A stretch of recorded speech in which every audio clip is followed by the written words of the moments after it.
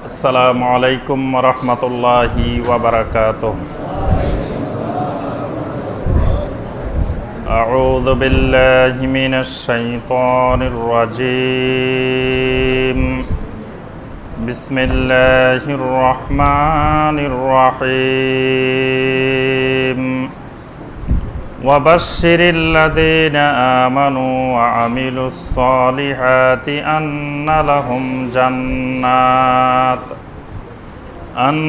লাহুম জান্নাতিন তাজরি মিন তাহতিহাল আনহার কুল্লামা রুসিকু মিনহা মিন সামারাতির রিজকা قالوا هذا الذي رزقنا من قبل وأتوا به متشابها ولهم فيها أزواج مطهرة وهم فيها خالدون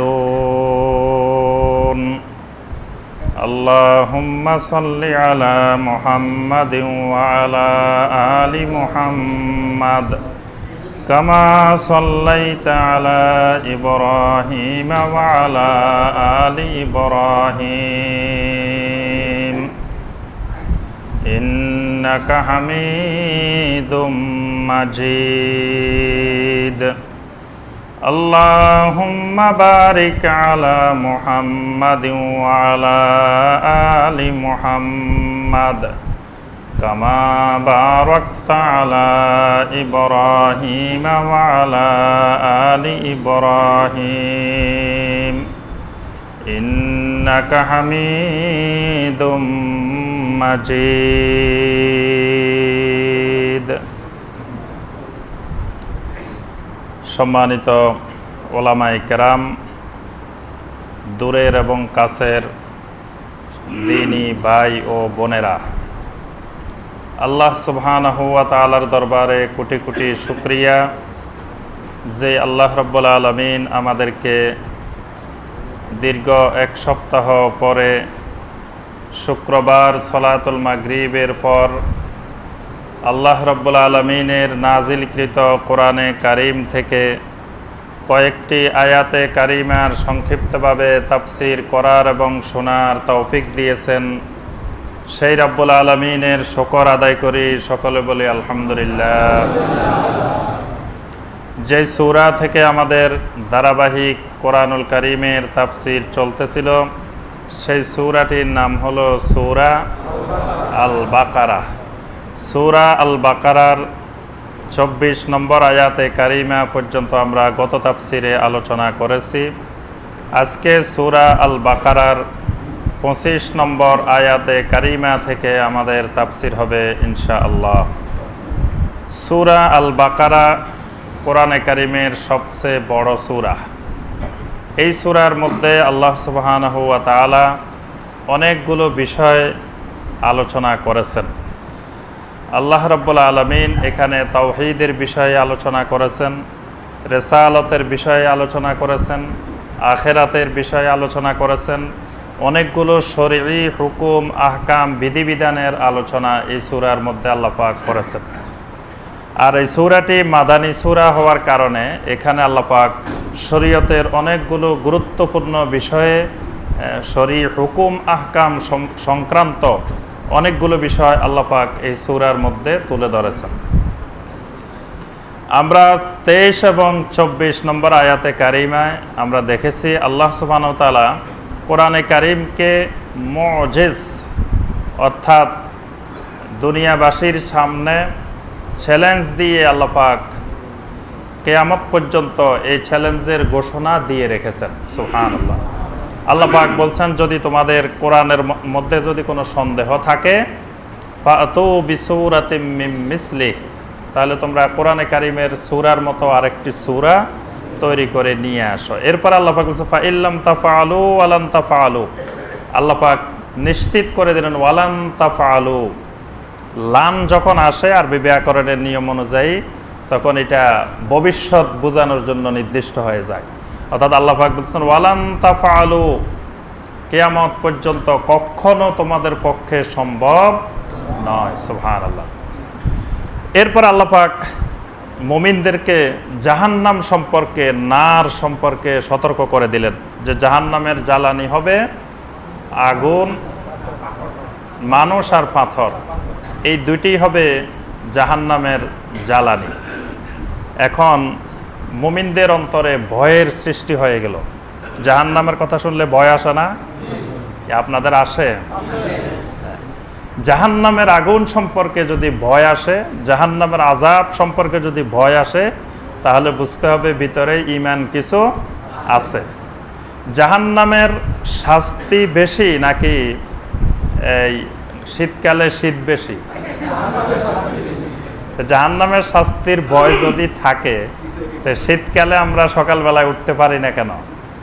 যদি আমার ভিতরে জাহান্নামের ভয় থাকতো, তাহলে তো ফজরের আজান দিলে ঘুমিয়ে থাকার কথা না। জাহান্নামের আগুনের ভয় নাই বলেই আমরা ওই সময় ঘুমিয়ে থাকি। আমাদের কাছে দুনিয়ার এই সামান্য সময়ের আরামটা অনেক বেশি প্রিয় মনে হয়। যদি জাহান্নামের ভয়, আযাবুন নারের ভয় যদি থাকতো, তাহলে শীত না, যদি মসজিদ আর আমার বাড়ির মাঝখানে যদি প্রচণ্ড কোনো বাধা, যদি আগুনও জ্বালিয়ে রাখা হতো, তো আগুনের উপর দিয়ে লাফ দিয়ে মসজিদে চলে আসতাম। সুবহানাল্লাহ। এই জন্য নবী সাল্লাল্লাহু আলাইহি ওয়াসাল্লাম বলছেন যে মসজিদে জামাতে সালাত আদায় করার কি ফজিলত, এটা যদি বান্দা জানতো, তাহলে আমার উম্মতরা হামাগুড়ি দিয়ে হলেও বাড়ি থেকে চলে আসতো। সুবহানাল্লাহ। তাহলে ওই ঈমান এখনো ঢুকে নাই। জাহান্নামের আযাবের ভয়, আযাবুল কবর, আযাবুন নার, এই ভয় এখনো আমাদের অন্তরে ঢুকে নাই। এরপরে আল্লাহ সুবহানাহু ওয়া তাআলা কোরআনে কারিমে একটা বিষয় লক্ষ্য করবেন, কোরআনে কারিমের শুরু থেকে শেষ পর্যন্ত আল্লাহ সুবহানাহু ওয়া তাআলা যেখানে একটু ভয় দেখাবেন, সাথে সাথে আল্লাহ পাক সেখানে আশার বাণীও শোনাবেন। ভয়ের সাথে সাথে আশা আছে। এই জন্য ঈমানের নাম হলো আল ঈমান বাইনাল খাউফি ওয়ার রাজা। ভয় এবং আশা, এই দুইয়ের মাঝামাঝির নাম ঈমান। ঈমান, আল্লাহ সুবহানাহু ওয়া তাআলার প্রতি ভয়ও থাকতে হবে, আশাও থাকতে হবে। যদি আপনি শুধু ভয় করতে থাকেন, তো ভয় করতে করতে একসময় আপনার মানসিক রোগ হয়ে আপনি এমনি অসুস্থ হয়ে যাবেন, যদি শুধু ভয় করতে থাকেন। আবার যদি আশা করতে থাকেন, শুধু আশাই করেন, ভয় করেন না, তা আশা করতে করতে এক সময় দেখবেন যে আপনি আশা করে বসে আছেন যে আপনি এক সময় বাংলাদেশের প্রেসিডেন্ট হয়ে যাবেন, এক সময় জাতিসংঘের মহাসচিব হয়ে যাবেন, এক সময় আরও কিছু হয়ে যাবেন, এরকম আশা করতেছেন চোখ বন্ধ করে। তা আশা করতে করতে করতে আপনি উঠতে উঠতে অনেক উপরে উঠে গেছেন। আপনি আশা করতে করতে হঠাৎ করে আপনি দেখবেন যে এখানে বসে আছেন। আপনি কিন্তু মনে মনে আশা করে করে অনেক উপরে উঠে গেছেন, কিন্তু যখন আপনার চোখ খুলবেন দেখবেন যে আপনি ওই এই নদ্দা এলাকায় বসে আছেন। আপনি আর জাতিসংঘের মহাসচিবও হন নাই, কিছু হন নাই। তা আশা করে করে আল্লাহর কাছে এরকম বসে থাকলে তো শেষ পর্যন্ত দেখা যাবে এই লোক দুনিয়াদার হয়ে যাবে, আখেরাত একেবারেই ভুলে যাবে, শুধু আশার মধ্যে থাকবে। বলবে যে আমি নামাজ না পড়লে কি হবে, ঈমান ঠিক আছে। আর ঈমান যখন আনছি একবার জান্নাতে না যাই কই যাবো, জান্নাতে তো জামুয়ে। ঈমান এমন এক জিনিস, এটার যত রোগ ব্যাধি হোক, এটাকে যত অত্যাচার, যত নির্যাতন, যত নিপীড়ন করা হোক, ঈমান আর যায় না।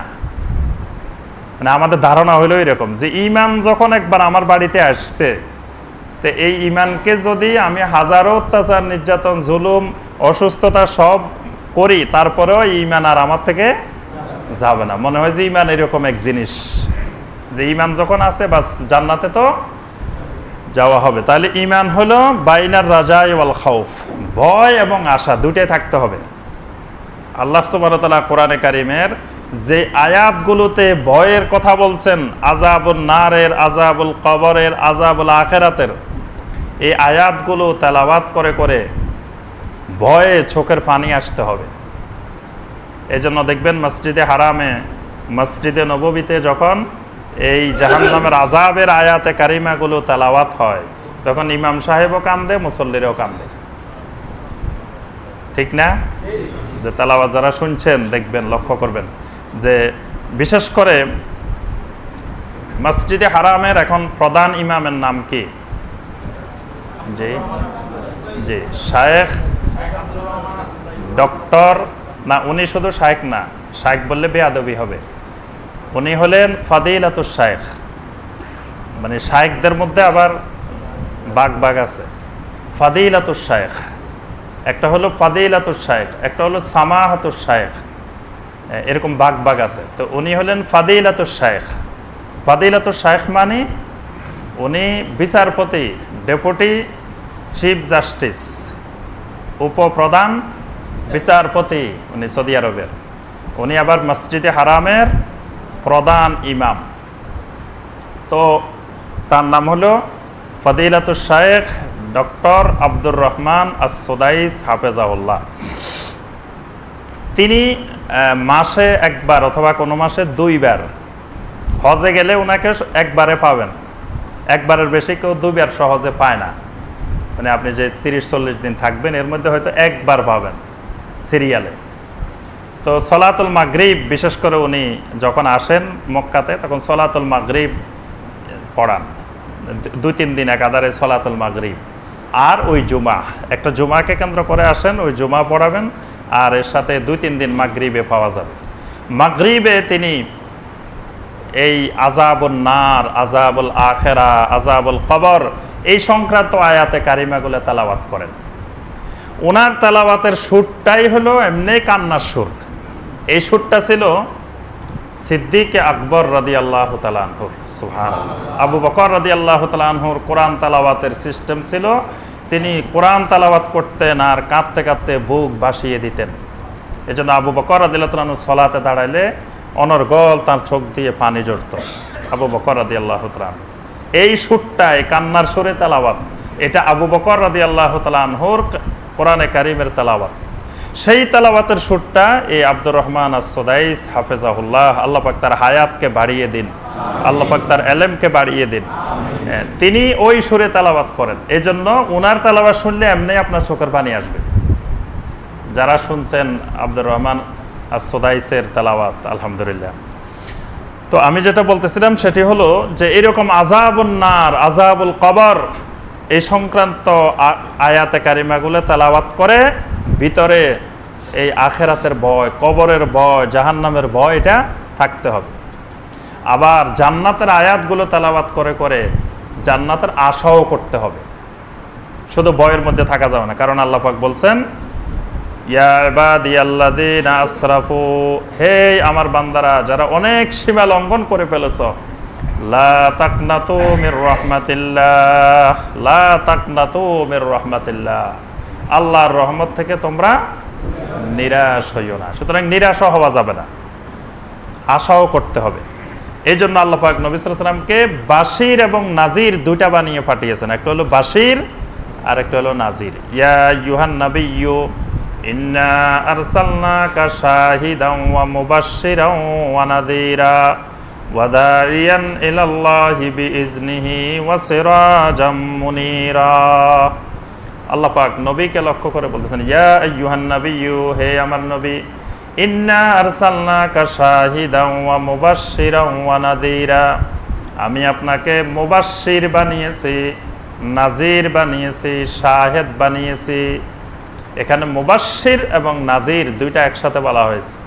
মুবাশশির মানে সুসংবাদদাতা, আর নাজির মানে ভীতি প্রদর্শনকারী। তাহলে নবী সাল্লাল্লাহু আলাইহি ওয়াসাল্লাম দুনিয়ার মানুষকে ভীতিও দেখাতেন আবার সুসংবাদও দিতেন। এই জন্য আল্লাহ পাকেরও এই বৈশিষ্ট্য, এটা সুন্নাতুল্লাহ। আল্লাহ পাক কোরআনে কারিমে যেখানে ভীতি প্রদর্শন করেছেন পাশাপাশি সুসংবাদও দিচ্ছেন। এখানে আল্লাহ পাক জাহান্নামের প্রথম ভীতি প্রদর্শন করলেন, এরপরের 25 নম্বর আয়াতে আল্লাহ পাক জান্নাতের সুসংবাদ দিচ্ছেন। ওয়াবাশশিরিল্লাযীনা আমানু ওয়া আমিলুস সালিহাত, ওয়াবাশশির, হে রাসূল আপনি সুসংবাদ দিয়ে দিন। কাদেরকে সুসংবাদটা দিবেন? আল্লাযীনা আমানু ওয়া আমিলুস সালিহাত, যারা ঈমান এনেছে এবং কবুল হওয়ার যোগ্য আমল করেছে। একটা হলো আল্লাযীনা আমানু, যারা ঈমান এনেছে, আর দ্বিতীয় শর্ত হলো ওয়া আমিলুস সালিহাত, আমলে সালেহ করেছে। আমলে সালেহ কোনগুলা? সালেহ মানে হলো যোগ্যতা সম্পন্ন আমল, মানে যেই আমলগুলো কবুল হওয়ার যোগ্য। তা আমল আবার কবুল হওয়ার যোগ্য অযোগ্য কেমনে হয়? আমরা তো মনে করি নামাজ যখন পড়তেছি কবুল না করি আল্লাহ যাবেন কই, মানে আমার থেকে আল্লাহর বেশি ঠেকা, যে মসজিদে আসছি এটাই তো কত না, আবার আল্লাহ কবুল না করি যাবেন কই। এই জন্য দেখা যায় যে মসজিদে নামাজের বিচিত্র রঙের নামাজ, বিচিত্র রঙের রুকু, বিচিত্র রকমের সাজদা। কেউ কেউ সাজদা দে এই এমনি হাত দুটা বিছাই রাখে, কেউ কেউ সাজদা দে নাকেরে তুলি রাখে, কেউ কেউ বিভিন্ন রকমের মানে সাজদা, বিভিন্ন রকমের রুকু, বিভিন্ন রকমের কিয়াম, বিভিন্ন রকমের কুউদ, মানে নিজের ইচ্ছা মতো মসজিদে সালাত আদায় করা হয় নিজের ইচ্ছা মতো। বলে যে আল্লাহরে ডাকলেই হয়, একমতে ডাকলেই হয়। কিছু কিছু মুরব্বী আছে, এদেরকে যদি বলেন যে আপনি যে রুকু করছেন রুকু তো হয় নাই, আরে বাবা এত কথা বলিও না, আল্লাহরে একরকম ডাকলেই হয়, মানে আল্লাহরে খালি আপনি যেমনি ইচ্ছা নিজের ইচ্ছা মতো ডাকলেই হয়, নিজের ইচ্ছা মতো ডাকলে হবে না। এই আমলটা সলেহাত হইতে হবে, সলেহাত। সলেহাত মানে কবুল হওয়ার যোগ্য আমল হইতে হবে। কবুল হওয়ার যোগ্য হইতে হলে কি করতে হবে? 1 নম্বরে ইখলাস থাকতে হবে। মানে এই ইখলাসটা আবার বাইরে দিয়ে দেখা যাবে না, এটা ভিতরে থাকবে। এটা কিরকম? যে এই ইবাদতটি শুধুমাত্র আল্লাহর জন্য, এর বাইরে দ্বিতীয় আরেকটি উদ্দেশ্য থাকা যাবে না। থাকলে বাস আল্লাহ পাক কবে যে আরেকটা আমার সাথে যেটা আরেকটা উদ্দেশ্য আছে সেটাই তোমার পূর্ণ হবে, আমারটা আর হবে না, শেষ। এই ইবাদত আর কবুল হওয়ার যোগ্য হবে না। দ্বিতীয় যে যোগ্যতাটি থাকতে হবে সেটি হলো ইত্তেবাউস সুন্নাহ। সেই সালাতটি, সেই যাকাতটি, সেই হজটি, সেই সিয়ামটি, সেই সাদাকাটি, সকল ইবাদত আল্লাহ রাসূল সাল্লাল্লাহু আলাইহি সাল্লামের যেরকম ছিল হুবহু ওই রকম হতে হবে, বাস। এই ওই রকম না হইলে ওই আমলটা আমলে সালেহ হবে না। আপনার আমল হবে, অনেক আমল হয়ে যাবে, কিন্তু সেই আমলগুলো কবুল হওয়ার যোগ্য হবে না। আর জান্নাত পেতে হলে আমলে সালেহ লাগবে। এই জন্য আল্লাহ পাক বলতেছেন ওয়াবাশশিরিল্লাযীনা আমানু ওয়া আমিলুস সালিহাত, যারা ঈমান এনেছে এবং কবুল হওয়ার যোগ্য আমল করেছে তাদেরকে সুসংবাদ দিয়ে দিন, আন্না লাহুম জান্নাত, তাদের জন্য সুসংবাদ কিসের? জান্নাতের। সুবহানাল্লাহ। তাজরি মিন তাহতিহাল আনহার, জান্নাতের একটি বড় বৈশিষ্ট্য হলো তাজরি মিন তাহতিহাল আনহার। এটার তলদেশে, এটার ভিতরে অনেকগুলো বিভিন্ন রকমের ঝর্ণা দ্বারা প্রবাহিত হতে থাকবে। সুবহানাল্লাহ। এটা হলো জান্নাতের মৌলিক বৈশিষ্ট্য। মানে জান্নাতটা একেবারে মানে সব সমতল ভূমি এরকম না, সমতল ভূমি। জান্নাত মানে বাগান। এই বাগানটা এমন যে এই বাগানের ভিতরে থাকার ঘরও আছে, তারপরে খেলাধুলা করার জায়গাও আছে, তারপরে বসার জায়গাও আছে, ঘুরে বেড়ানোর জায়গাও আছে। আবার এইটাকে বিভিন্ন ফুল দিয়ে, ফল দিয়ে, বিভিন্ন কিছু দিয়ে আল্লাহ পাক সাজিয়ে রেখেছেন। আবার এর ফাঁকে ফাঁকে আল্লাহ পাক বিভিন্ন ধরনের নহর, আল্লাহ পাক এটা সৌন্দর্য বৃদ্ধি করার জন্য নহর প্রবাহিত করে রেখেছেন। অর্থাৎ এই জান্নাতের ভিতরে আবার কৃষি ভূমিও আছে, কৃষকদের কৃষি কাজ করার ভূমিও আছে। সব রকমের ব্যবস্থাপনা আল্লাহ পাক এই জান্নাতের ভিতরে রেখেছেন। আবার এর বাহিরে আপনি যা ইচ্ছা তাই করার মতো সব ব্যবস্থাপনাও আছে। ওয়ালাকুম ফিহা মা তাশতাহি আনফুসুকুম, মা তাশতাহি আনফুসুকুম, তোমার মনে যা চাইবে, যা ইচ্ছা করবে, সব ব্যবস্থাপনা জান্নাতের মধ্যে আছে। সুবহানাল্লাহ। তা আপনার মনে চাইলো যে আপনি জান্নাতের ভিতরে কি করবেন? ফুটবল খেলবেন, তাহলে ফুটবলের মাঠও আছে। আপনার মনে চাইলে ক্রিকেট খেলবেন, সেটাও আছে। আপনার মনে চাইলে কুস্তি খেলবেন, কুস্তি খেলার জায়গাও আছে। অর্থাৎ জান্নাতের ভিতরে আল্লাহ পাক মানুষের মনে যা চাইতে পারে সবকিছুই ব্যবস্থা রেখেছেন। সুবহানাল্লাহ। তবে এর ফাঁকে ফাঁকে নহর, আনহার প্রবাহিত রেখেছেন। আনহারগুলো, কিছু আনহার খালি দুধের আনহার, আপনি সেখানে সুন্দর সুন্দর গ্লাস আছে, খালি খাওয়ার ইচ্ছা করবেন গ্লাসে পরে চলে আসবে আপনার কাছে। কিছু নহর আছে মধুর নহর, কিছু নহর আছে শারাবান তাহুরা, পবিত্র শারাব, পবিত্র শরবত। আমরা এখন পেপসি, 7 আপ বিভিন্ন রকমের খাই না, এইরকম জান্নাতের গুলার নাম পেপসি 7 আপ হবে না, নাম হবে আরেকটা, কিন্তু এরকম অসংখ্য রকমের পানীয় এরকম জান্নাতের এই নহরগুলোতে প্রবাহিত হতে থাকবে। সুবহানাল্লাহ। এই জন্য জান্নাতে দেখবেন কয়েক শতবার এই কথাটা আসছে, তাজরি মিন তাহতিহাল আনহার। যেখানে জান্নাতের কথা আছে সেখানে সাথে এটা লাগানো আছে, তাজরি মিন তাহতিহাল আনহার। মানে এটা বিভিন্ন রকমের পানীয়, বিভিন্ন রকমের ড্রিঙ্কস জান্নাতের ভিতরে আল্লাহ পাক সাজিয়ে রেখেছেন। সুবহানাল্লাহ। জান্নাতের ভিতরে আর কি আছে? জান্নাতের ভিতরে দুনিয়ার যত রকমের ফল আছে সব ফল জান্নাতে আছে। সুবহানাল্লাহ। অর্থাৎ এই ফলগুলোও জান্নাতি ফলের নমুনা। সুবহানাল্লাহ। তাহলে জান্নাতের ভিতরে আমও আছে, জামও আছে, কাঁঠাল আছে, লিচু আছে, আনারস আছে, সব আছে। আল্লাহ পাক বলতেছেন কুল্লামা রুসিকু মিনহা মিন সামারাতির রিজকা। ওই জান্নাতবাসীদেরকে যখন রিজিক হিসাবে জান্নাতের ফলগুলো দেওয়া হবে, ক্বালু হাদাল্লাযী রুজিকনা মিন ক্বাবলু। তারা বলবে এই ফল তো জীবনে অনেক খেয়েছি। আরে আম খাইতে খাইতে এখন জান্নাতেও আসি দেখি আম। কত আম খাইছি, রাজশাহীর আম খাইছি, দিনাজপুরের আম খাইছি, কত দেশের খাইলাম, আবার জান্নাতেও দেখি আম। ওয়া উতুবিহি মুতাশাবিহা। আল্লাহ পাক বলতেছেন এই ফলগুলো একেবারে দুনিয়ার ফলের মতোই দেখা যাবে, কিন্তু দুনিয়ার ফলটা এক গাছে যদি 1000 ফল ধরে তো 1000 ফলের স্বাদেই একরকম।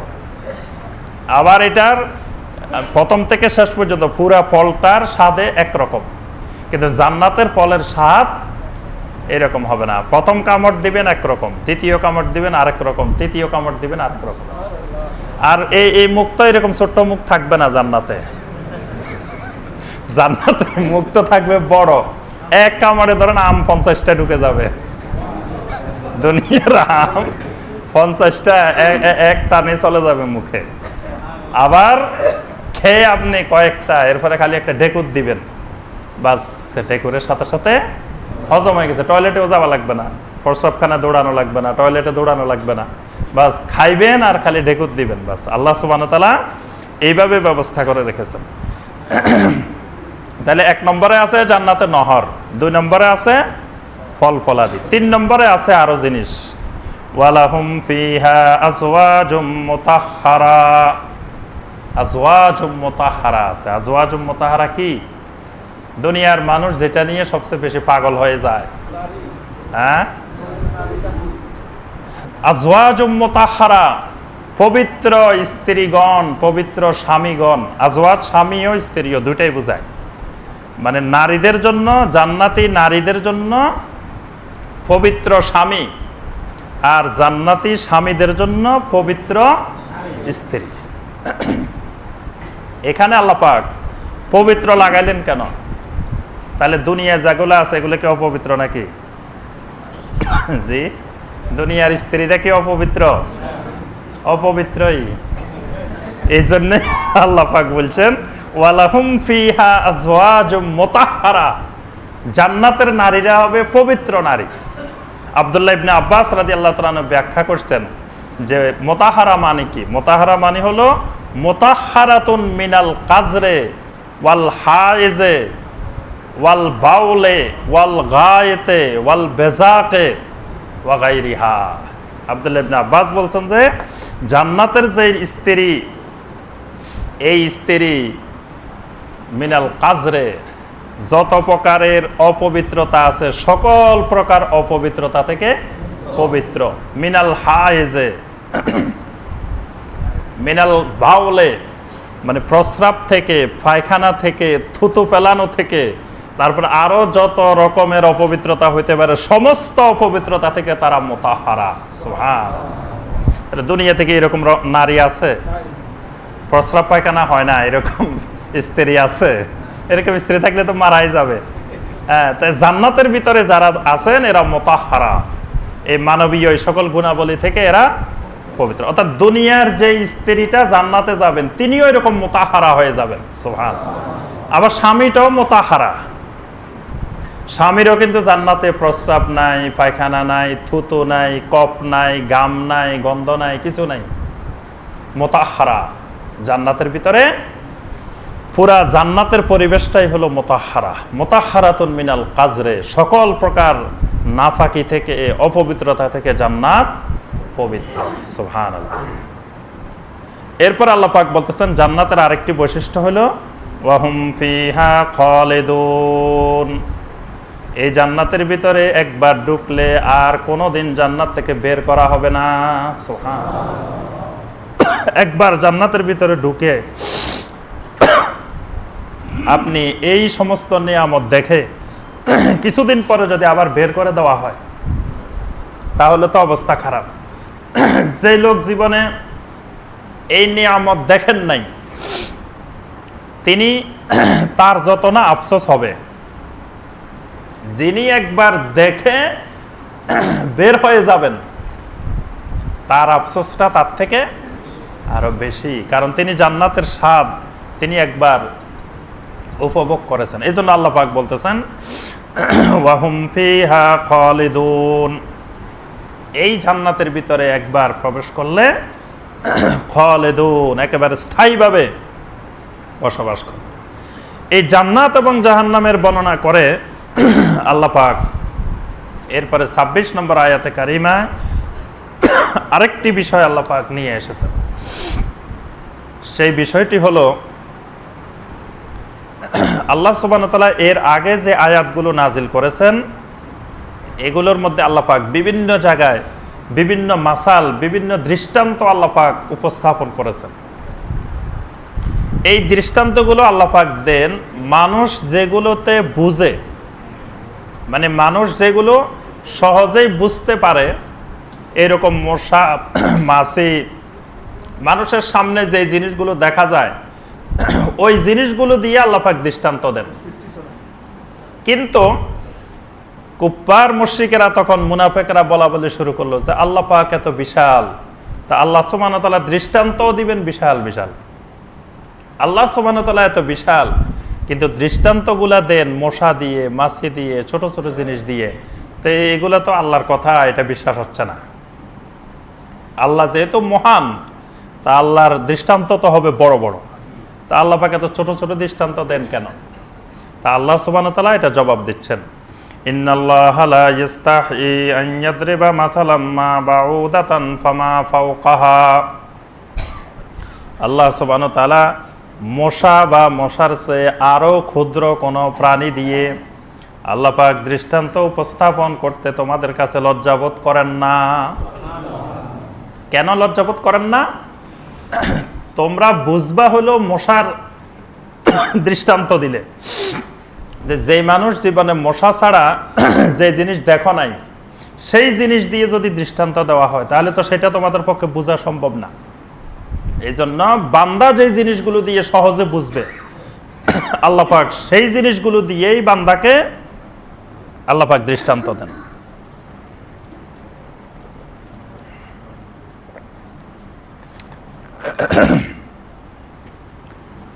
আল্লাহ পাক বলতেছেন এই দৃষ্টান্তগুলো দিয়ে মুমিনদের এক ধরনের উপকার হয় আর মুনাফিকদের আরেক ধরনের উপকার হয়।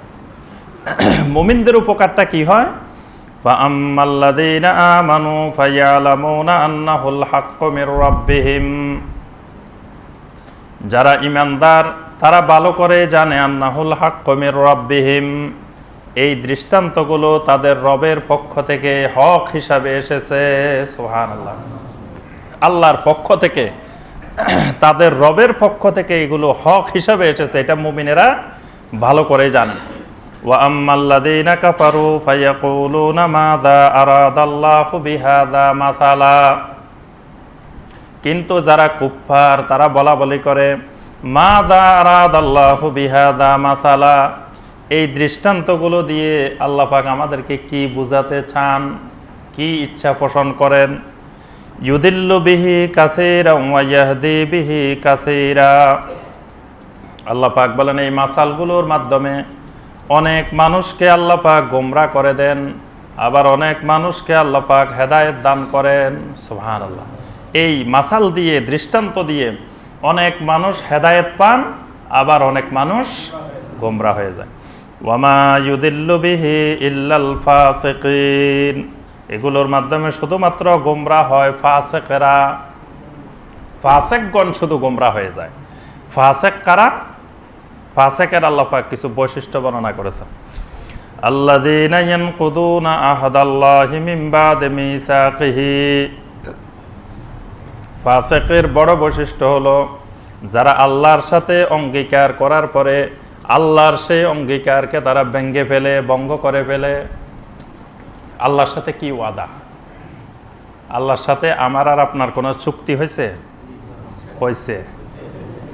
ওই চুক্তি যারা ভঙ্গ করে তাদেরকে আল্লাহ বলছেন ফাসেক। চুক্তিটা কি হয়েছে? হ্যাঁ, মানে আল্লাহ সুবহানাহু ওয়া তাআলা সৃষ্টি করেছেন আমাকে আপনাকে কিসের জন্য? ইবাদতের জন্য। তাহলে আল্লাহর সাথে আমার আর আপনার চুক্তি হলো ইবাদতের।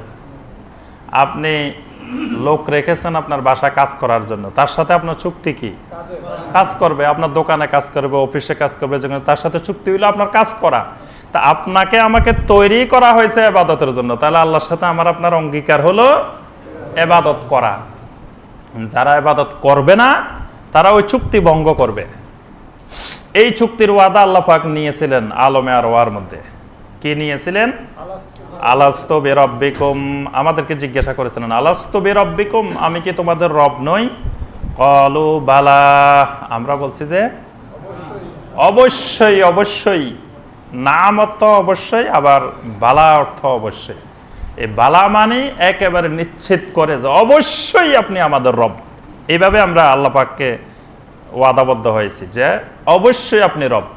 তাহলে এই যে ওয়াদা করলাম, দুনিয়াতে আসার পরে নামাজের খবর নাই, ইবাদতের খবর নাই, আল্লাহর বন্দেগীর খবর নাই, তাহলে বোঝা গেল ওই ওয়াদা আমরা ভঙ্গ করে ফেলেছি, ফাসেক।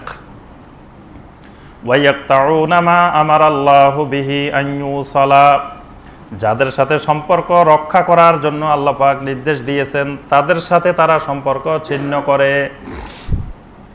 এটা হলো ফাসেকের দ্বিতীয় বৈশিষ্ট্য, যে আল্লাহ পাক যাদের সাথে সম্পর্ক রক্ষা করার জন্য নির্দেশ দিয়েছেন তাদের সাথে সম্পর্ক ছিন্ন করে। যেমন আল্লাহ পাক নির্দেশ দিয়েছেন মায়ের সাথে সম্পর্ক রক্ষা করার জন্য, মায়ের খেদমত, মায়ের পরিচর্যা, সেবা যত্ন করার জন্য বলছেন।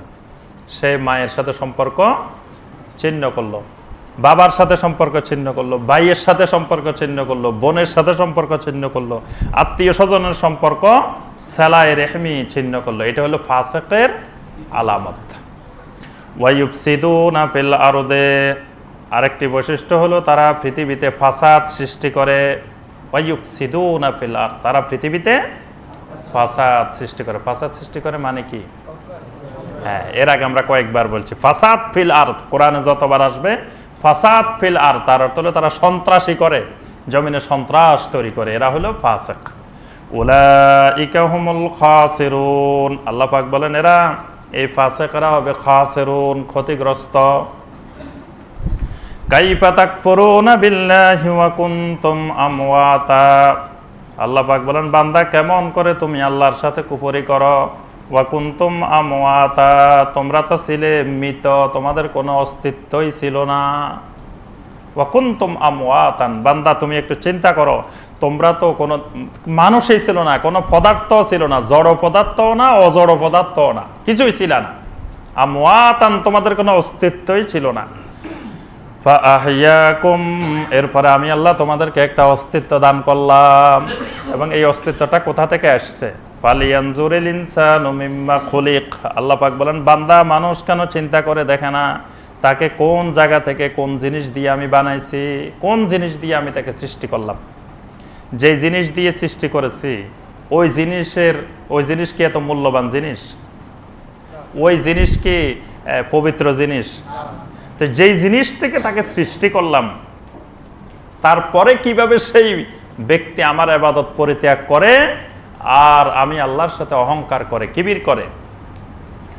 আল্লাহ পাক বলেন ফাআহইয়াকুম, অতঃপর আমি তোমাদেরকে একটা অস্তিত্বের রূপ দান করলাম।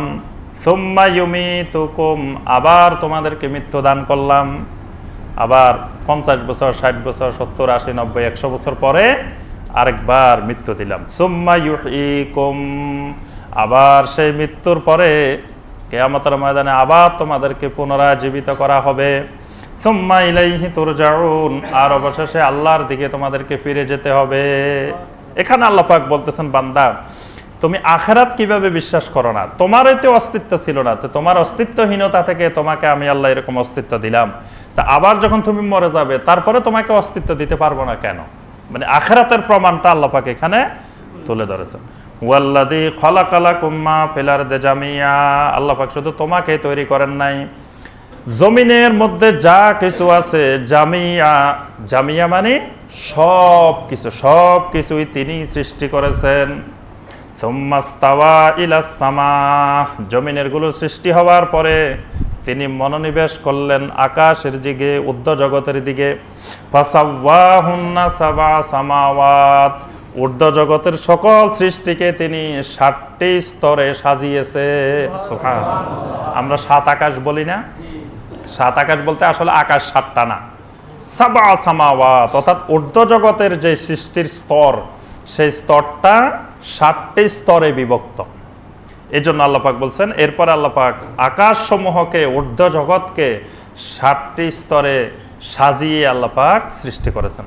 ওয়া হুয়া বিকুল্লি শাইইন আলিম, আল্লাহ পাকের ইলম সকল জিনিসের সাথে মিশে আছে। সুবহানাল্লাহ। তাহলে আল্লাহ মিশে নাই, সব জিনিসের সাথে কি মিশে আছে? আল্লাহর ইলম মিশে আছে। এই কথাটা আল্লাহ পাক বারবার বলছেন কোরআনে কারিমে, ওয়া হুয়া বিকুল্লি শাইইন আলিম, প্রত্যেক জিনিসের সাথে আল্লাহর ইলম মিশ্রিত হয়ে আছে। অর্থাৎ সব জিনিসের মধ্যে আল্লাহর ইলম মিশ্রিত, আল্লাহর ইলম বিদ্যমান, আল্লাহর ইলম সর্বত্র বিদ্যমান। একেবারে সাগরের ভিতরে, মাটির অভ্যন্তরে, আকাশের উপরে, সর্বত্র আল্লাহর ইলমের বাহিরে একটি গাছের পাতাও ঝরে না। ওয়ামা তাসকুতু মিন ওয়ারাকাতিন ইল্লা ইয়ালামুহা, আল্লাহ পাক বলেন একটা গাছের পাতা সেটাও ঝরে পড়ে না যেটার ইলম আল্লাহ পাকের নাই। আয়াতুল কুরসির মধ্যে আল্লাহ পাক বলেন, ওয়ালা ইউহিতুনা বিশাইয়্যিম মিন ইলমিহি ইল্লা বিমা শাআ, ওয়ালা ইউহিতুনা বিশাইয়্যিম মিন ইলমিহি, আল্লাহ পাকের ইলম সকল জিনিসকে পরিবেষ্টন করে আছেন। এরপর আল্লাহ পাক মানুষ সৃষ্টির মূল ইতিহাস তুলে ধরতেছেন, যে আল্লাহ পাক মানুষদেরকে যখন সৃষ্টি করলেন, কিভাবে রব্বুল আলামিন মানুষদেরকে মর্যাদা দিলেন, আর এই বানি আদমকে আল্লাহ পাক কারামত দান করলেন, সেই বিষয়ের ইতিহাস আল্লাহ পাক সুন্দর করে তুলে ধরলেন। ওয়া ইয ক্বালা রাব্বুকা লিল মালাইকাতি ইন্নী জাইলুন ফিল আরদি খলিফা, ওই সময়টির কথা তোমরা স্মরণ করো যখন তোমার রব মালাইকাদেরকে বলেছিলেন, কি বলেছিলেন? ইন্নী জাইলুন ফিল আরদি খলিফা, আমি পৃথিবীতে তৈরি করব খলিফা, খলিফা মানে প্রতিনিধি তৈরি করব। আচ্ছা, এখানে প্রথম কথা হলো যে আল্লাহ সুবহানাহু ওয়া তাআলা ফেরেশতাদের সাথে কেন পরামর্শ করতে গেলেন? আল্লাহ পাক কোনো কাজ করতে গেলে তো ফেরেশতাদের সাথে পরামর্শ করার দরকার হয় না। এই কথা কোরআন আল্লাহ পাক বারবার বলছেন যে আমি যখন কোনো কিছু করার ইচ্ছা করি কারোর সাথে পরামর্শ করি না। তো মানুষ বানাইবেন আল্লাহ, এটা পরামর্শ করলেন কেন? এটা হলো 1 নম্বর প্রশ্ন। 2 নম্বর প্রশ্ন হলো যে আল্লাহ পাক বলতেছেন খলিফা বানাবেন। খলিফা, খলিফা কাকে বলা হয়? খলিফা হলো খালপন থেকে, খালপন মানে পিছনে, পিছনে খালপন থেকে খলিফা। খলিফা হলো কারো অনুপস্থিতিতে যিনি দায়িত্ব পালন করেন তাকে বলা হয় খলিফা। তা আল্লাহ কি কোথাও অনুপস্থিত আছে? 1 সেকেন্ডের জন্য আল্লাহ ঘুমান যে ওই সময় আল্লাহ ঘুমাই আছে, আল্লাহর অনুপস্থিতিতে এরা দায়িত্ব পালন করবে? তা আল্লাহর আবার খলিফা দরকার কেন? কি বলেন? এবং খলিফা তো শিরক। যদি বলি যে খলিফাতুল্লাহ, আল্লাহর খলিফা, তা আল্লাহর খলিফা, আল্লাহর খলিফা লাগবে কেন আবার? আল্লাহ তো 1 সেকেন্ডের জন্য, 1 মুহূর্তের জন্য অনুপস্থিত নাই, তাহলে আল্লাহর অবর্তমানে দায়িত্ব পালন করবে। তা আল্লাহরে বিদায় করে দিই, আমরা খলিফা বানাই দিলাম। কিন্তু আল্লাহ পাক বলতেছেন খলিফা। এটা আকীদার একটি গুরুত্বপূর্ণ বিষয়, এটা খেয়াল রাখতে হবে। এখানে 2টি প্রশ্ন। আচ্ছা, আরেকটি প্রশ্ন আছে। 3 নম্বর প্রশ্ন হলো, তখন তো আল্লাহ সুবহানাহু ওয়া তাআলার মাখলুক পৃথিবীতে জিনও ছিল, তা আল্লাহ মালাইকাদেরকে বললেন, জিনকে বললেন না কেন? জিনকে বললেন না কেন? জিনেরা বাবারা আমি মানুষ বানাইতে চাচ্ছি, তোমাদের কি মত? জিনদের সাথে পরামর্শ করলেন না কেন? মালাইকার সাথে করলেন কেন? এই 3টি প্রশ্নের আমরা আবার আলোচনা করি। প্রথম বিষয় হলো যে আল্লাহ সুবহানাহু ওয়া তাআলা কেন পরামর্শ করলেন? এখানে আসলে আল্লাহ সুবহানাহু ওয়া তাআলা পরামর্শ করেন নাই। আল্লাহ পাক নিজেই আগে সিদ্ধান্ত নিয়ে রেখেছেন মানুষ বানাবেন, বানানোর পরে ওই সিদ্ধান্তের কথাটা মালাইকাদেরকে জানাচ্ছেন। আরেকটা বিষয় খেয়াল রাখবেন, আরবি ভাষা যখন ওয়া ইজ আসবে, ওয়া ইজ কলা, ওয়া ইজ মানে এই ওয়া ইজ কলা, ওয়া ইজের মাঝখানে অনেকগুলা কথা লুকায়িত থাকে। এই কথাগুলো আরবি ভাষায় বলা হয় না, মানে এর ভিতরে অনেকগুলা জিনিস লুকায়িত আছে। ওই লুকায়িত জিনিসের ফলাফল হইল পরের কথা। এখন এখানে লুকায়িত আছে কি জিনিস? লুকায়িত আছে যে জিনদেরকে আল্লাহ সুবহানাহু ওয়া তাআলা পৃথিবীতে প্রথম তৈরি করেন। জিনদেরকে আল্লাহ কিসের জন্য তৈরি করেছেন? লিয়াবুদুন, ইবাদতের জন্য। কিন্তু এই শয়তানগুলো আল্লাহর ইবাদত না করে আল্লাহর নাফরমানি শুরু করছে। তা আল্লাহ সুবহানাহু ওয়া তাআলা ইচ্ছা করলেন এগুলাকে পৃথিবীর থেকে, পৃথিবীর কারামত, পৃথিবীর যে সম্মাননা সেটা আল্লাহ তুলে নেবেন। তুলে নিয়ে এদেরকে পৃথিবীতে ওই আরেকটা জাতি, কারামতওয়ালা জাতি তৈরি করে তাদের অধীনস্থ করে দিবেন। এখন ফেরেশতাদেরকে বললেন যে পৃথিবীতে গিয়ে এগুলারে ভালো করে একটা দোলাই দাও জিনদেরকে। এখন ফেরেশতারা আশ্চর্য হয়ে গেলেন যে জিনদেরকে দোলাই দিলে তা আল্লাহর ইবাদত করবো কে পৃথিবীতে? তা আল্লাহ পাক এর জন্য ফেরেশতাদেরকে জানাই দিলেন, শুনো এই জিনদেরকে ভালো করে দোলাই দিয়ে দাও, এরপরে আমি আরেকটা জাতি এখানে তৈরি করব। বুঝতে পারছেন? এটা ফেরেশতাদেরকে পরামর্শ না, ফেরেশতাদের অর্ডার। ওই যে কথাটা এখানে ভিতরে লুকায়িত আছে, এই জন্য আল্লাহ পাক ফেরেশতাদের মনে তখন প্রশ্ন জাগছে যে জিনদেরকে মারি, আমরা এরকম করে জিনদের উপরে ভয়াবহ এক তুফান চলছে, কিন্তু মানুষ আসার আগে বিশাল এক আযাব জিনদেরকে দেওয়া হয়েছে। একেবারে এমন দোলায় দিচ্ছেন আল্লাহ পাক যে জমিন থেকে তাদেরকে বিতাড়িত করছেন। এই জিন জাতিকে তারা আল্লাহর জমিনকে রক্তপাতের মাধ্যমে, এই যে ইয়াসফিকুদ দিমা যে বলছেন যে তারা পৃথিবীতে সন্ত্রাস, রক্তপাত, মারামারি, কাটাকাটি এমন ব্যাপক আকারে করছে, আল্লাহর পৃথিবীকে বসবাসের অনুপযোগী করে ফেলেছে। এই জন্য আল্লাহ পাক ফেরেশতাদেরকে দিয়ে এদেরকে ভালো করে দোলাই দেওয়া হয়েছে জিন জাতিকে। এই জন্য ফেরেশতাদের মনে প্রশ্ন ছিল, আল্লাহ পাক সেই প্রশ্নের জবাব দিয়েছেন। আর দ্বিতীয় বিষয় হলো খলিফা। খলিফা, মানুষ আল্লাহর খলিফা, এই কথা ঠিক আছে? অনেকের মতে ঠিক আছে, সবাই কিন্তু জি বলে নাই। মানুষ কি আল্লাহর খলিফা? এই যে আল্লাহ বললেন ইন্নী জাইলুন ফিল আরদি খলিফা, আমি পৃথিবীতে খলিফা তৈরি করতে চাই। খলিফা তৈরি করতে চান, কার খলিফা? এই কথা কিন্তু আল্লাহ বলেন নাই। কিন্তু আমরা ছোটবেলা থেকে এটার বিকৃত ব্যাখ্যা শুনে আসতাম। এটা মারাত্মক শিরকি ব্যাখ্যা, যে বলা হতো যে আল্লাহর প্রতিনিধি, আল্লাহর খলিফা। কিন্তু এখানে আল্লাহর খলিফা বলা হয় নাই। আল্লাহ বলছে ইন্নী জাইলুন, আমি তৈরি করতে চাই ফিল আরদে, পৃথিবীতে খলিফা, প্রতিনিধি। কার প্রতিনিধি সেটা কিন্তু আল্লাহ পাক বলেন নাই। আল্লাহ বলছে শুধু খলিফা। আল্লাহ বলেন না যে খলিফাতি, আমার খলিফা বানাইতে চাই, এই কথা আল্লাহ বলেন নাই। কিন্তু আমরা এটারে বিকৃত ব্যাখ্যা করে বলতেছি আল্লাহর খলিফা। তা আল্লাহর খলিফা হলে তো শিরক হয়ে যাবে, কারণ আল্লাহ তো অবর্তমান নাই। আপনি আল্লাহর অবর্তমানে দায়িত্ব পালন করবেন কিভাবে? এই জন্য একটা হাদিস আছে বুখারীতে, আবু বকর রাদিয়াল্লাহু তাআলা আনহু যখন খলিফা হইলেন নবী সাল্লাল্লাহু আলাইহি সাল্লামের পরে, এক সাহাবী এসে বললেন, ইয়া আবা বকর খলিফাতুল্লাহ, হে আল্লাহর খলিফা আবু বকর।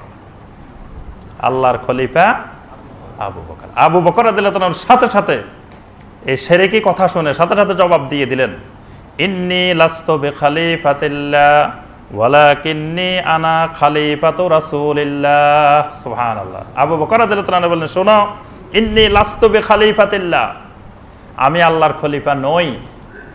ওয়ালাকিন্নী আনা খলিফাতু রাসূলিল্লাহ, আমি খলিফাতু রাসূলিল্লাহ, আল্লাহর রাসূলের খলিফা, আমি আল্লাহর খলিফা না। মানে আল্লাহ আগে যে আল্লাহ ছিল এখনো সেই আল্লাহ আছে, তা আল্লাহর আবার খলিফা লাগবে কেন? কিন্তু আগে রাসূল ছিল, এখন রাসূল নাই। এই জন্য রাসূলের বর্তমানে আমি দায়িত্ব পালন করার জন্য খলিফা হয়েছি, তাহলে আমি খলিফা তো রাসূলিল্লাহ। তাহলে দেখেন আবু বকরের ঈমান, মানে যারা বলে যে রাসূল এখনো মারা যান নাই, রাসূল জীবিত, তাদের দৃষ্টিতে তো আবু বকরেরও ঈমান নাই। কি আবু বকরের ঈমান আছে? আবু বকর রাদিয়াল্লাহু তাআলা বলতেছেন আনা খলিফাতু রাসূলিল্লাহ, আমি আল্লাহ রাসূলের খলিফা। তাহলে আবু বকর বুঝাইতে চাচ্ছেন আল্লাহ রাসূল এখন পৃথিবীতে নাই। আল্লাহ রাসূল থাকলে আবার খলিফা হয় কেমনে আবু বকর? আল্লাহ রাসূলে তো আছে, আল্লাহ আছে, এই জন্য আল্লাহর পরিবর্তে বলতেছে আবু বকর যে আনা লাস্তু বিখলিফাতিল্লাহ, আমি আল্লাহর খলিফা না। কারণ আল্লাহ আছে, রাসূল নাই, এই জন্য আমি রাসূলের খলিফা। দেখেন সাহাবায়ে কেরামের আকীদা কত স্পষ্ট পরিষ্কার আকীদা। এই আকীদা থেকে আমরা বিভ্রান্ত হয়ে বলি যে না, রাসূল আকাশে বাতাসে মাটিতে পানিতে সব জায়গায় মিশে আছে। হ্যাঁ, তো রাসূল মিশে থাকলে আবার আবু বকর খলিফা হয় কেমনে? আবার আবু বকর ঘোষণা দিতেছে আনা খলিফাতু রাসূলিল্লাহ, আমি আল্লাহ রাসূলের খলিফা। তাহলে মানুষ খলিফা হইলো খলিফাতুল আরদ, জমিনের খলিফা। এখানে তাফসীর ইবনে কাসির দেখবেন, তাফসীর ইবনে কাসিরে বলা হয়েছে খলিফা হইলো কাওমান ইউখলিফু কাওমান জিলান বাদা জিলিন, মানে এক কওম আর এক কওমের খলিফা, এক প্রজন্ম আর এক প্রজন্মের খলিফা। বুঝতে পারছেন? বাপ মারা গেছে, বাপের খলিফা কে? ছেলে, ছেলের খলিফা নাতি, এইভাবেই তো চলতেছে।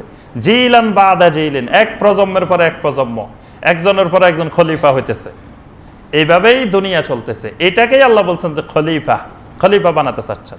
জমিন একইগুলা, দেখেন এই বাংলাদেশের যে জমিনগুলা, এই জমিনগুলার কত মালিক পরিবর্তন হয়েছে। সে আদম আলাইহিস সালামের যুগ থেকে হিসাব করলে আজ পর্যন্ত কত লক্ষ মালিক পরিবর্তন হয়েছে এক জমিনের। জমিন কিন্তু ওইটাই আছে, এই আমাদের এখানে আশেপাশে যে জমিন, এগুলা সেই আদম আলাইহিস সালামের যুগে যে জমিন, সেই জমিন এখনো আছে না? কত লক্ষ মালিক, এগুলার পরিবর্তন হয়েছে, কত লক্ষ দলিল কবলা রেজিস্ট্রি হয়েছে, কিন্তু মানুষ জমিন একইটা। তাহলে এই যে মানুষগুলা গুজারি গেল, এরা একজন আরেকজনের খলিফা হয়েছে। এটাকেই আল্লাহ পাক বলছেন খলিফা, এক প্রজন্ম আর এক প্রজন্মের খলিফা, এক কওম আর এক কওমের খলিফা, তারপরে এক বাপ সন্তান, সন্তান বাবার খলিফা, তারপরে পর্যায়ক্রমে এইভাবে খলিফা। আচ্ছা, জিনদের সাথে পরামর্শ করলেন না কেন?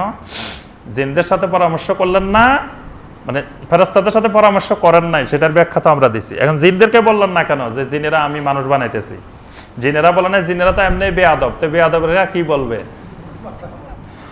ফেরেশতারা মালাইকারা কিন্তু অনুগতশীল, আল্লাহ পাক যেটা বলেন সেটাই শুনে।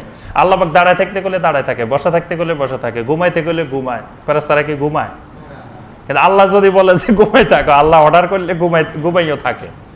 তাহলে এরা হলো ভালো, এরা হলো অনুগত, এই জন্য এদেরকে আল্লাহ বলছেন। আর ওগুলো হয়েছে অবাধ্য বেয়াদব, এগুলোরে বলবেন কি আল্লাহ পাক? এই জন্য এদেরকে আল্লাহ পাক কিছুই বলেন নাই জিনদেরকে। ক্বালু আতাজআলু ফীহা মান ইউফসিদু ফীহা ওয়া ইয়াসফিকুদ দিমা, তখন মালায়েকারা বলে উঠল আল্লাহ পাক একবার এক গ্রুপ বানাইছেন, জিন বানাইছেন, এরা পৃথিবীতে সন্ত্রাস করছে, রক্তপাত করছে, এখন আবার আরেক গ্রুপ বানাইবেন, এরাও তো সেই কাজ করব। ফেরেশতাদের তো অভিজ্ঞতা আছে, জিনেরা কি করছে জমিনে তারা দেখছে। এই জন্য আল্লাহর কাছে বলতেছেন আতাজআলু ফীহা মান ইউফসিদু ফীহা ওয়া ইয়াসফিকুদ দিমা, যে আবার আরেক জাতি বানাইবেন, যেই জাতি মাই ইউফসিদু ফিহা, পৃথিবীতে ফাসাদ সৃষ্টি করবে, রক্তপাত করবে, আপনি আবার বানাতে চাচ্ছেন। ওয়া নাহনু নুসাব্বিহু বিহামদিকা ওয়া নুকাদ্দিসু লাক, আপনার যদি ইবাদত বন্দেগীর দরকার হয় তো আমরাই তো ইবাদত করতেছি, কোটি কোটি ফেরেশতা, আমরাই তো ইবাদত করতেছি। নুসাব্বিহু বিহামদিকা, হামদের সাথে তাসবিহ।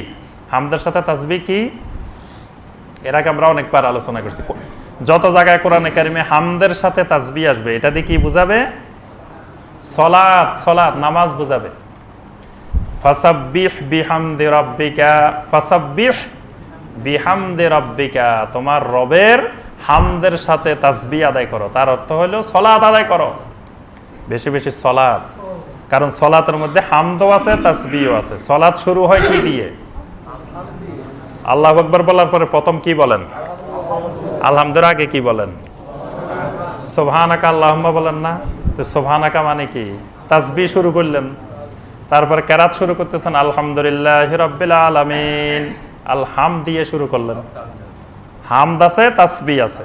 রুকুতে গেলেন সুবহান রাব্বিয়াল আযীম, তাসবিহ আদায় করলেন। সিজদায় গেলেন সুবহান রাব্বিয়াল আলা, তাসবিহ আদায় করলেন। তাহলে এই কোরআনে কারিমে যত জায়গায় হামদের সাথে তাসবিহ, তার অর্থ হলো সালাত। তো মালায়েকারা বলতেছেন আমরা তো সালাত আদায় করি, ওয়া নুকাদ্দিসু লাক, আপনার পবিত্রতা বর্ণনা করি। ক্বালা ইন্নী আ'লামু মা লা তা'লামুন, আল্লাহ পাক বলেন আমি যেটা জানি তোমরা সেটা জানো না, আমার যে ইলম আছে তোমাদের সেই ইলম নাই। ওয়া আল্লামা আদামাল আসমাআ কুল্লাহা, এরপরে আল্লাহ পাক আদম আলাইহিস সালামকে সকল জিনিসের নাম শিখালেন। সকল জিনিস বলতে কি? সকল জিনিস বলতে মানে আল্লাহ সুবহানাহু ওয়া তাআলা তখন যত জিনিস সৃষ্টি করেছেন এই সব জিনিসের নাম শিখিয়ে দিলেন, যে এইটার নাম জান্নাত, এটার নাম জাহান্নাম, এটার নাম আসমান, এটার নাম কলম, এটার নাম কুরসি, এটার নাম এটা, এইগুলো আল্লাহ পাক শিখাইলেন আদম আলাইহিস সালামকে। সুম্মা আরাদাহুম আলাল মালাইকা, এরপরে আল্লাহ পাক ফেরেশতাদের সামনে উত্থাপন করলেন। ফাকালা আম্বিউনি বিআসমাই হাউলাই ইন কুনতুম সাদিকিন, আল্লাহ পাক বললেন তোমরা যদি তোমাদের দাবিতে সত্যবাদী হও তাহলে এই জিনিসগুলোর নাম বলে দাও। এখানে একটা গুরুত্বপূর্ণ প্রশ্ন আছে, সেটা হলো যে আল্লাহ পাক শিখাইলেন আদমকে, ফেরেশতাদেরকে তো শিখাইলেন না।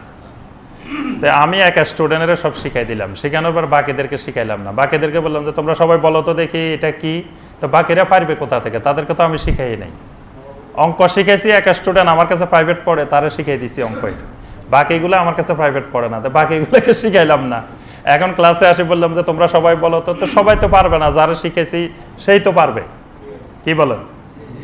এখন আল্লাহ পাক বলতেছেন আমি আদমকে সবকিছুর নাম শিখাই দিছি, শিখানোর পরে মালাইকাদেরকে জিজ্ঞাসা করেছি, বললাম যে তোমরা যদি সত্যবাদী হও তো জিনিস এগুলোর নাম বলো, তো তাদেরকে তো শেখানো হয় নাই। এটা প্রশ্ন না? হ্যাঁ, এটার উত্তর হলো যে তাদেরকে আগে শিখানো হয়েছে, না শিখাই আল্লাহ পাক প্রশ্ন করেন নাই। মানে মালাইকাদেরকে তো আল্লাহ পাক জিনদেরকে সৃষ্টি করারও আগে শিখাইছে, জিনদের আগে মালাইকা। তো মালাইকাদেরকে এই যত জিনিস আদমকে তো নতুন সৃষ্টি করছেন, তা আদমকে যত জিনিসের নাম শিখেছেন এই জিনিসের নাম কিন্তু আগে তাদেরকেও শিখাই দিছিলেন, কিন্তু তারা ভুলে গেছে। বুঝতে পারছেন? আবার কেউ কেউ বলছেন যে আদম আলাইহিস সালামের সামনেই তারা সহ উপস্থিত ছিল, সবাই আল্লাহ পাক বলে দিছেন এটার নাম এটা, এটার নাম এটা, এটার নাম এটা, সব বলে দিছেন। এক লোক প্রশ্ন করছিল যে আমাদের বছরে বেতন দেন মাসে 50,000 টাকা, আমাকে কেন দেন 5,000 টাকা? উনিয়া যেরকম 2 চোখওয়ালা, আমিও 2 চোখওয়ালা, আমার বডি তার বডি থেকে আরো সুন্দর আরো বড়, তারে বেতন দেন 50,000, আমাকে দেন 5,000। তখন বস বলছে যে যাও ওখানে কুকুরের কয়টা বাচ্চা আছে দেখে আসো, গনে আসো। তো এখন ওই দুজনকে পাঠাইছে, তাই যাকে 50,000 বেতন দেন তিনিও দেখে আসছে, যাকে 5,000 বেতন দেন তিনিও দেখে আসছে। যাকে 50,000 বেতন দেন তিনি দেখে কোনটা কোন কালারের, কোনটা কি সব জরিপ করে আসছেন। আর যাকে 5,000 বেতন দেন উনি খালি গনে চলে আসছে। জিজ্ঞাসা করলেন ওখানে কয়টা দেখছ, বললো যে 5টা। আচ্ছা কোনটার কোন কালার? বাস, আর বলতে পারে না, আরেকবার যাওয়া লাগবে। তো তোমার যেটা 10 বার যাওয়া লাগবে ওই লোক একবার গিয়ে কাজ করে চলে আসছে, তো তোমার 10 গুণ বেতন তো তাকে দিতেই হবে।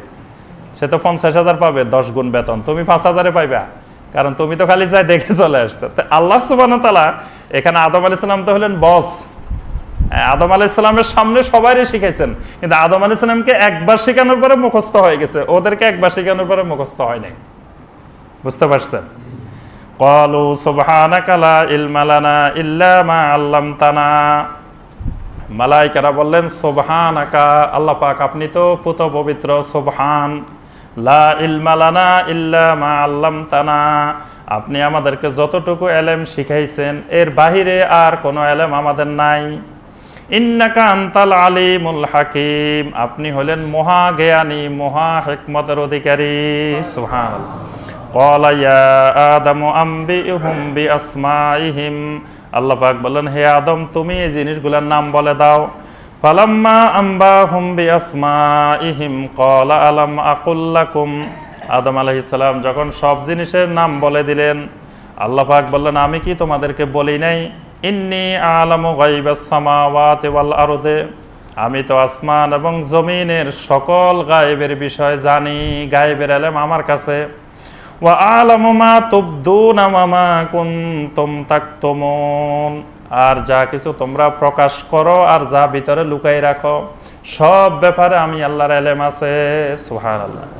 ওয়া ইয কুলনা লিল মালাইকাতি ইসজুদু লি আদম, এরপরে আমি মালাইকাদেরকে বললাম উসজুদু লি আদম, আদমকে সাজদা করো। ফাসাজাদু ইল্লা ইবলিস, সকলে সাজদা করলেন, ইল্লা ইবলিস, ইবলিসে করে নাই।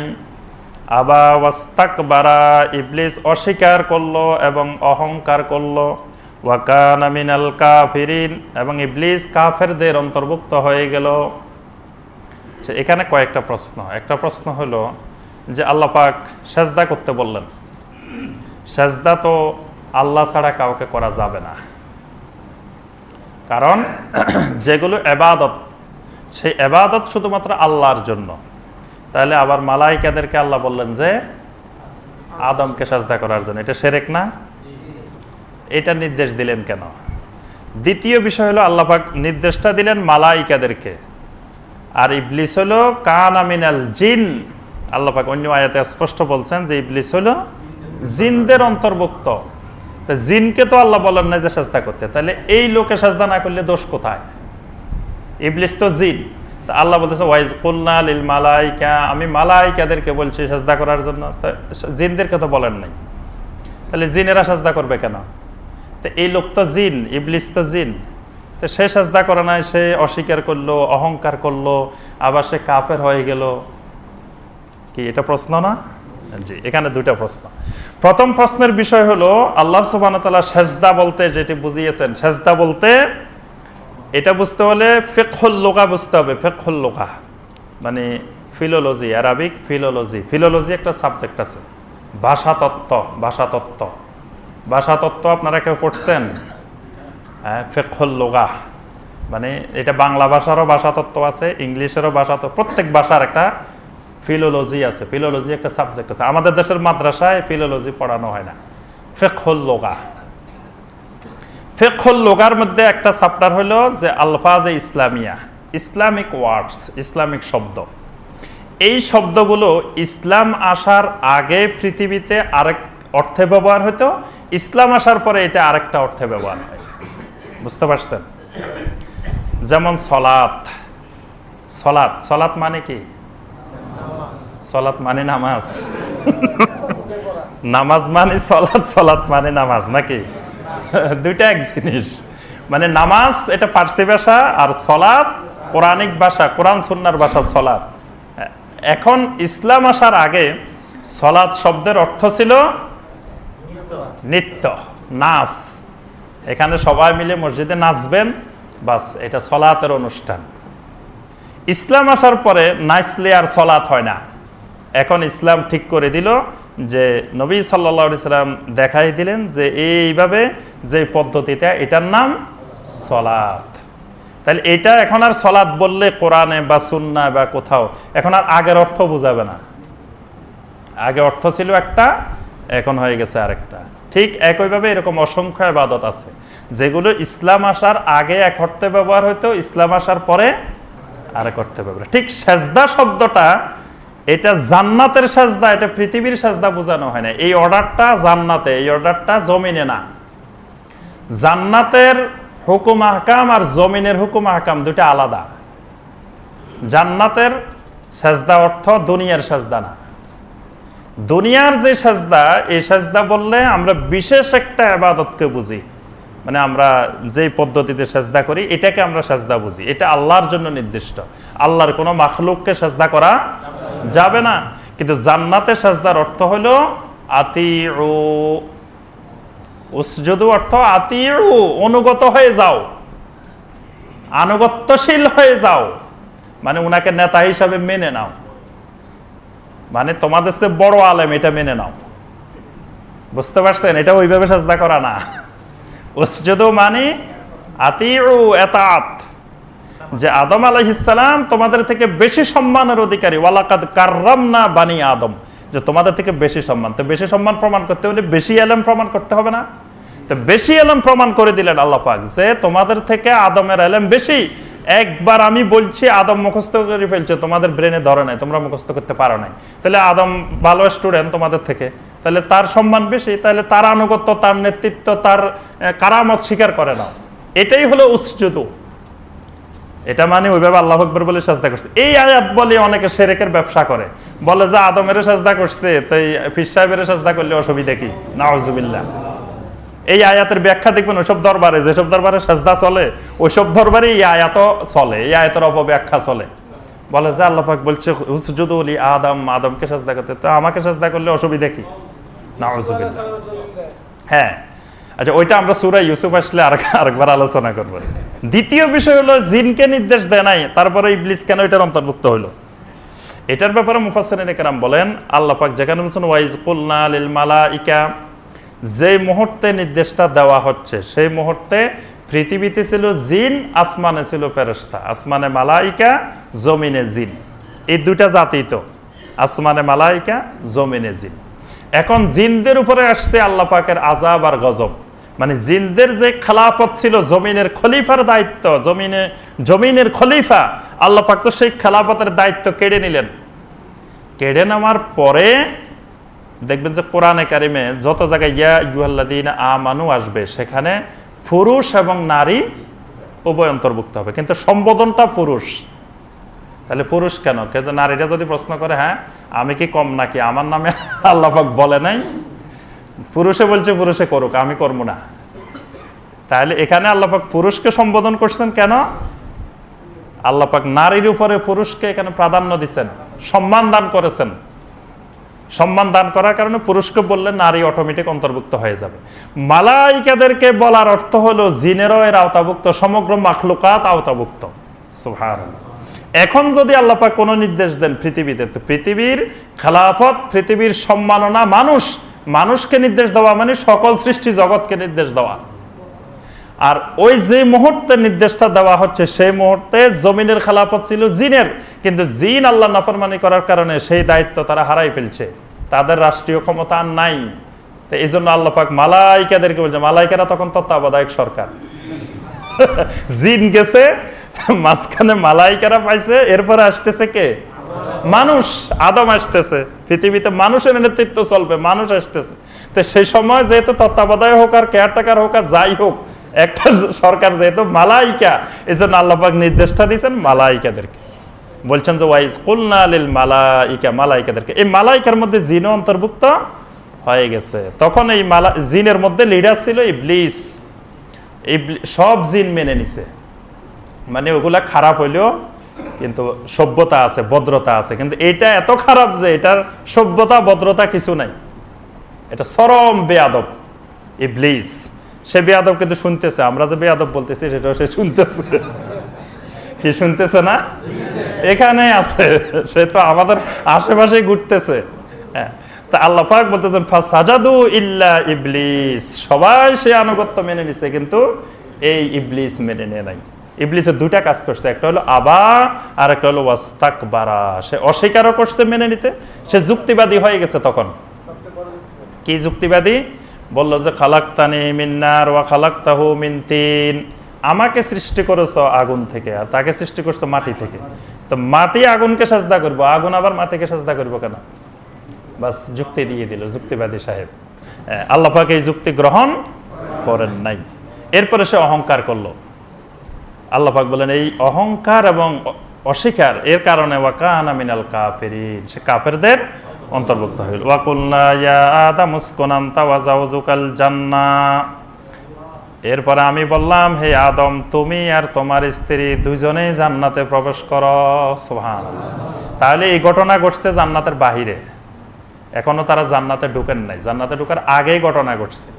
এই যে আনুগত্য শিকার সবকিছুর ঘটনা ঘটার পরে আবার আল্লাহ পাক বললেন ইয়া আদম উসকুন আনতা ওয়া যাওজুকা। এখানে আল্লাহ পাক যদি শুধু বলতেন যে ইয়া আদম উসকুন বা উসকুনু ফিল জান্নাহ, তোমরা জান্নাতে থাকো, কিন্তু দেখেন নারীর মর্যাদা দিয়ে আল্লাহ পাক বললেন যে আনতা ওয়া যাওজুকা, তুমি এবং তোমার স্ত্রী দুইজনেই জান্নাতে থাকো। সুবহানাল্লাহ। এখানে আল্লাহ পাক নারীর মর্যাদা, আদম আর হাওয়া মানে স্ত্রীকে জোড়াকে সমান সম্মান দান করলেন যে দুইজনেই জান্নাতে থাকো। ওয়া কুলা মিনহা রাগাদান হাইসু শিইতুমা, এই পুরা জান্নাতের ভিতরে যেখান থেকে মনে চায়, হাইসু শিইতুমা, পুরা জান্নাত খালি দুইজন মানুষ। এত বড় জান্নাতে দুইজন থাকলে ভয় তো লাগবে, ঠিক? বিশাল বাড়িতে যদি আপনার একা থাকতে দেয় ভয় লাগবে না? বিশাল এক জান্নাত, আল্লাহ বলতেছেন হাইসু শিইতুমা, যেখানে মনে চায়, যেটা মনে চায় সেটা খাইতে থাকো, খাও। ওয়ালা তাকরাবা হাযিহিশ শাজারা, কিন্তু একটা গাছ ঠিক করে দিলেন যে খবরদার এই গাছের ফল খাইও না, এটা বলেন নাই। আল্লাহ বলছে এই গাছের নিকটে যেও না, এই গাছটার কাছে যাইও না। ফাতাকুনা মিনাজ জালিমিন, গেলে কি হবে? জালেম হয়ে যাবা। ফাতাকুনা মিনাজ জালিমিন, জালেমদের অন্তর্ভুক্ত হয়ে যাবে। আচ্ছা, এখানে কথা হলো আল্লাহ পাক বললেন যে ওয়ালা তাকরাবা হাযিহিস শাজারা, এই গাছটির নিকটে যেও না। গাছটা কি গাছ, বা জান্নাতের ভিতরে এরকম কি গাছ যে গাছের কাছে আল্লাহ পাক যেতে নিষেধ করলেন? জান্নাতের ভিতরে এরকম নিষিদ্ধ গাছ থাকবে কেন? কারণ আমরা যখন জান্নাতে যাবো তখন তো সব খামো, কি বলেন? খাবেন না আপনারা? আদম আলাইহিস সালামকে যেটা থেকে নিষেধ করছে আমাদের জন্য কি সেটা নিষেধাজ্ঞা আছে? নাই, ওইটাও খেতে পারবেন যেটা আদম আলাইহিস সালাম খেতে পারেন নাই। তো এখন আল্লাহ পাক এটা নিষেধ করলেন কেন? এই নিষেধাজ্ঞাটা হলো একটা পরীক্ষা। আসলে ওই গাছের ফল আর অন্য কিছু মূল বিষয় না। মূল বিষয় হলো তাকে, আদম আলাইহিস সালামকে পরীক্ষা করা, তাদের দুইজনকে পরীক্ষা করা। এই জন্য আল্লাহ পাক নিষেধ করছেন। এই জন্য মুসা আলাইহিস সালাম ঝগড়া করছেন না, যে মুসার আর আদমের ঝগড়া, বুখারী শরীফের হাদিস আছে, বিশাল এক হাদিস, মুসার আর আদমের বিশাল ঝগড়া। মুসা আলাইহিস সালাম বলতেছেন যে আপনাকে আল্লাহ পাক এত সম্মানিত করে বানাইছেন, এত জান্নাতে থাকতে দিয়েছেন, খাইতে দিয়েছেন, সবকিছু করছেন আল্লাহ পাক, আপনি কেন সেই গাছের নিকটে গেলেন? যাই আপনি ওইটা খাই, শেষে দুনিয়াতে চলে আসলেন, আমাদেরকে ওই দুনিয়াতে আনলেন। এত কষ্ট, এত নির্যাতন, এত কিছু দুনিয়াতে, জান্নাতে থাকতাম আরামে, খাইতাম আর ঘুরতাম। আদম আলাইহিস সালামের সাথে মুসা আলাইহিস সালাম ঝগড়া লাগলেন। আচ্ছা, আদম আলাইহিস সালাম শুনি রয়েছেন, আদম আলাইহিস সালাম তো মুরব্বী, বাবা আদম আলাইহিস সালাম যদি ছেলের মতো গরম হয়ে যায় কেমনে হয়? তা আদম আলাইহিস সালাম প্রথম সব শুনছেন, শোনার পরে বলছেন, আচ্ছা আদম তুমি কি জানো, মুসা তুমি কি জানো যে তোমাকে সৃষ্টি করার কত বছর আগে আল্লাহ পাক তাওরাত লিখেছেন? তোমাকে যে কিতাবটা দিচ্ছেন ওই কিতাবের নাম হলো তাওরাত। তোমাকে সৃষ্টি করার কত বছর আগে তাওরাত লেখা হয়েছে? তো বলে না, আমাকে সৃষ্টি করার কত বছর আগে তাওরাত লেখা হয়েছে, আমি আদমকে সৃষ্টি করার কত বছর আগে তাওরাত লেখা হয়েছে? বলছে 500 বছর আগে তাওরাত লেখা হয়েছে আপনাকে সৃষ্টি করা। তো আচ্ছা ঠিক আছে, তোমার তাওরাতে কি এই আয়াত আছে? ফাআসা আদামু রাব্বাহু ফাগাওয়া, আদম আলাইহিস সালাম তার রবের নির্দেশ অমান্য করছে, ফলে সে গাওয়া হয়ে গেছে। এই কথা কি তোমার তাওরাতে আছে? আছে। তো যে সময় আল্লাহ পাক এই কথা লিখছে তখন তো আমি আদমকে আল্লাহ বানায় নাই, আমি তো তখন নাইয়ে। তা আমি দুনিয়াতে আসার 500 বছর আগে আল্লাহ পাক লিখে রাখছেন যে জান্নাতের ভিতরে এরকম একটা গাছ হবে। এই কোরআন কি আদম তৈরি করার আগে না পরে? আগে। তো সেই কোরআনে লিখে রাখছে ওয়ালা তাকরাবা হাযিহিস শাজারা। যে সময় আল্লাহ পাক লিখতেছেন ওয়ালা তাকরাবা হাযিহিস শাজারা, তখন তো আদমকে বানানোই হয় নাই। আল্লাহ লিখে রাখতেছেন যে এই গাছের নিকটে যাইও না, অথচ তখন গাছ কোথায়, আদম কোথায়? তখন তো কোরআনে আল্লাহ পাক লিখে রাখতেছেন, অথচ তাদেরকে আল্লাহ বানানে নাই। তো মুসা, আদম আলাইহিস সালাম বললেন যে আমাকে তৈরি করার 500 বছর আগে তোমার তাওরাতে লিখে রাখছে, তাহলে কি আমার দোষ? মুসা আলাইহিস সালাম আর কোনো জবাব দিতে পারেন নাই। নবী সাল্লাল্লাহু আলাইহি ওয়াসাল্লাম বলেন যে এই তর্ক বিতর্কে আদম আলাইহিস সালাম জিতে গেছেন। সুবহানাল্লাহ।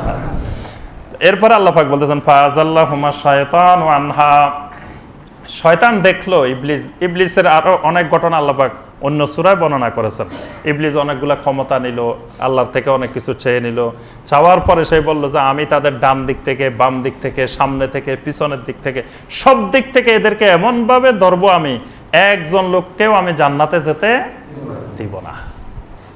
বাস এবার আদম আর হাওয়াকে আসি বললো যে শোনো, যে তোমাদেরকে যে গাছটা থেকে নিষেধ করা হয়েছে, কেন নিষেধ করা হয়েছে জানো?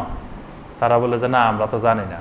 বললেন যে এই গাছের ফল খাইলে এই লোক আর মারা যাবে না, চিরঞ্জীব হয়ে যাবে। এই জন্য আল্লাহ পাক নিষেধ করছেন যে এই জন্য যাতে তোমরা খাইলে তোমরা আর মারা যাবে না, তোমরা সারা জীবন বেঁচে থাকতে পারবা। তো আল্লাহ পাক চান যে শুধু আল্লাহই চিরঞ্জীব থাকবে না, আর কেউ যেন চিরঞ্জীব না থাকে। এই জন্য তোমাদেরকে এই গাছের ফল খাইতে নিষেধ করছে। তো চলো আস্তে আস্তে তোমরা যাই খেয়ে নাও, খাইলে তারপরে তোমরা আর মারা যাবে না। প্রথম খাইছেন কে? ওইটা মিথ্যা কথা। আদম আলাইহিস সালাম খাইছে। দেখেন, নিজে খাই, নিজে চুরি করি, নারীদের নামে দোষ দেয়। খাইছে, প্রথম খেয়েছেন আদম আলাইহিস সালাম। আদম আলাইহিস সালাম পেট ভরি খাই, তারপরে যায় হাওয়া আলাইহিস সালামকে ডেকে নিয়ে আসছে যে আমি খাইছি, আসো তুমিও খাও। তখন হাওয়া আলাইহিস সালাম এসে পরে খাইছেন। কিন্তু দেখেন, জাল হাদিস বানাই ইসরায়েলি রওয়ায়েতে নারীদেরকে অপমান করার জন্য।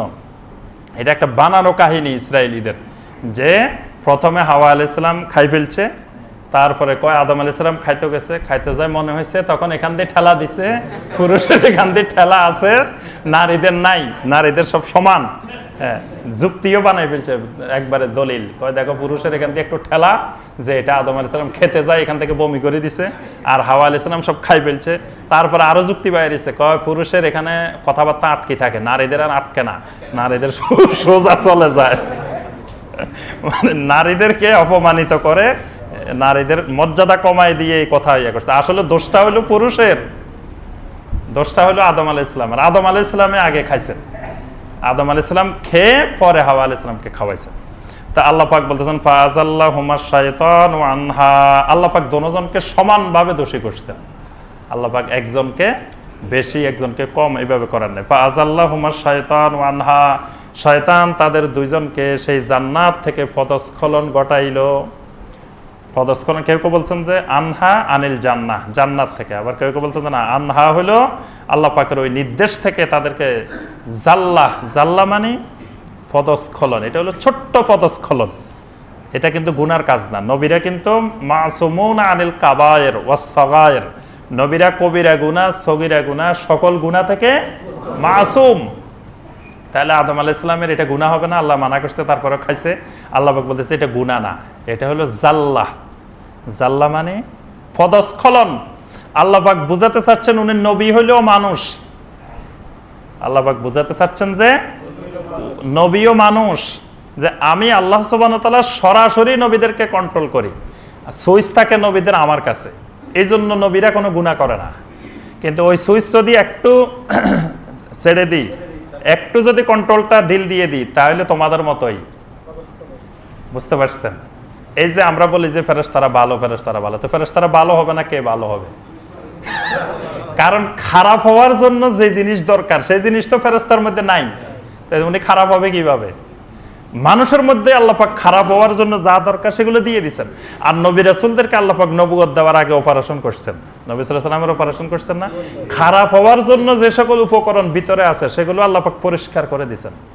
এজন্য নবী রাসূলরা খারাপ হন না, তারা মাসুম থাকেন। তবে নবী রাসূলদের দ্বারা মাঝে মাঝে দুই একটা ছোট ছোট কাজ কিন্তু আল্লাহ পাক করাই আল্লাহ পাক বুঝাতে চান যে তারাও তোমাদের মতো মানুষ।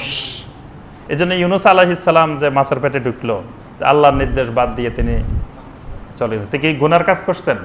গুনার কাজ করেন না। নবীরা কবিরা গুনাহ থেকে, সগীরা গুনাহ থেকে, সবকিছু থেকে তারা মাসুম। ওয়াকুলনা ফাআখরাজাহুমা মিম্মা কানা ফি, তারা যে জান্নাতে ছিল সেই জান্নাত থেকে তাদেরকে বের করাই দিল।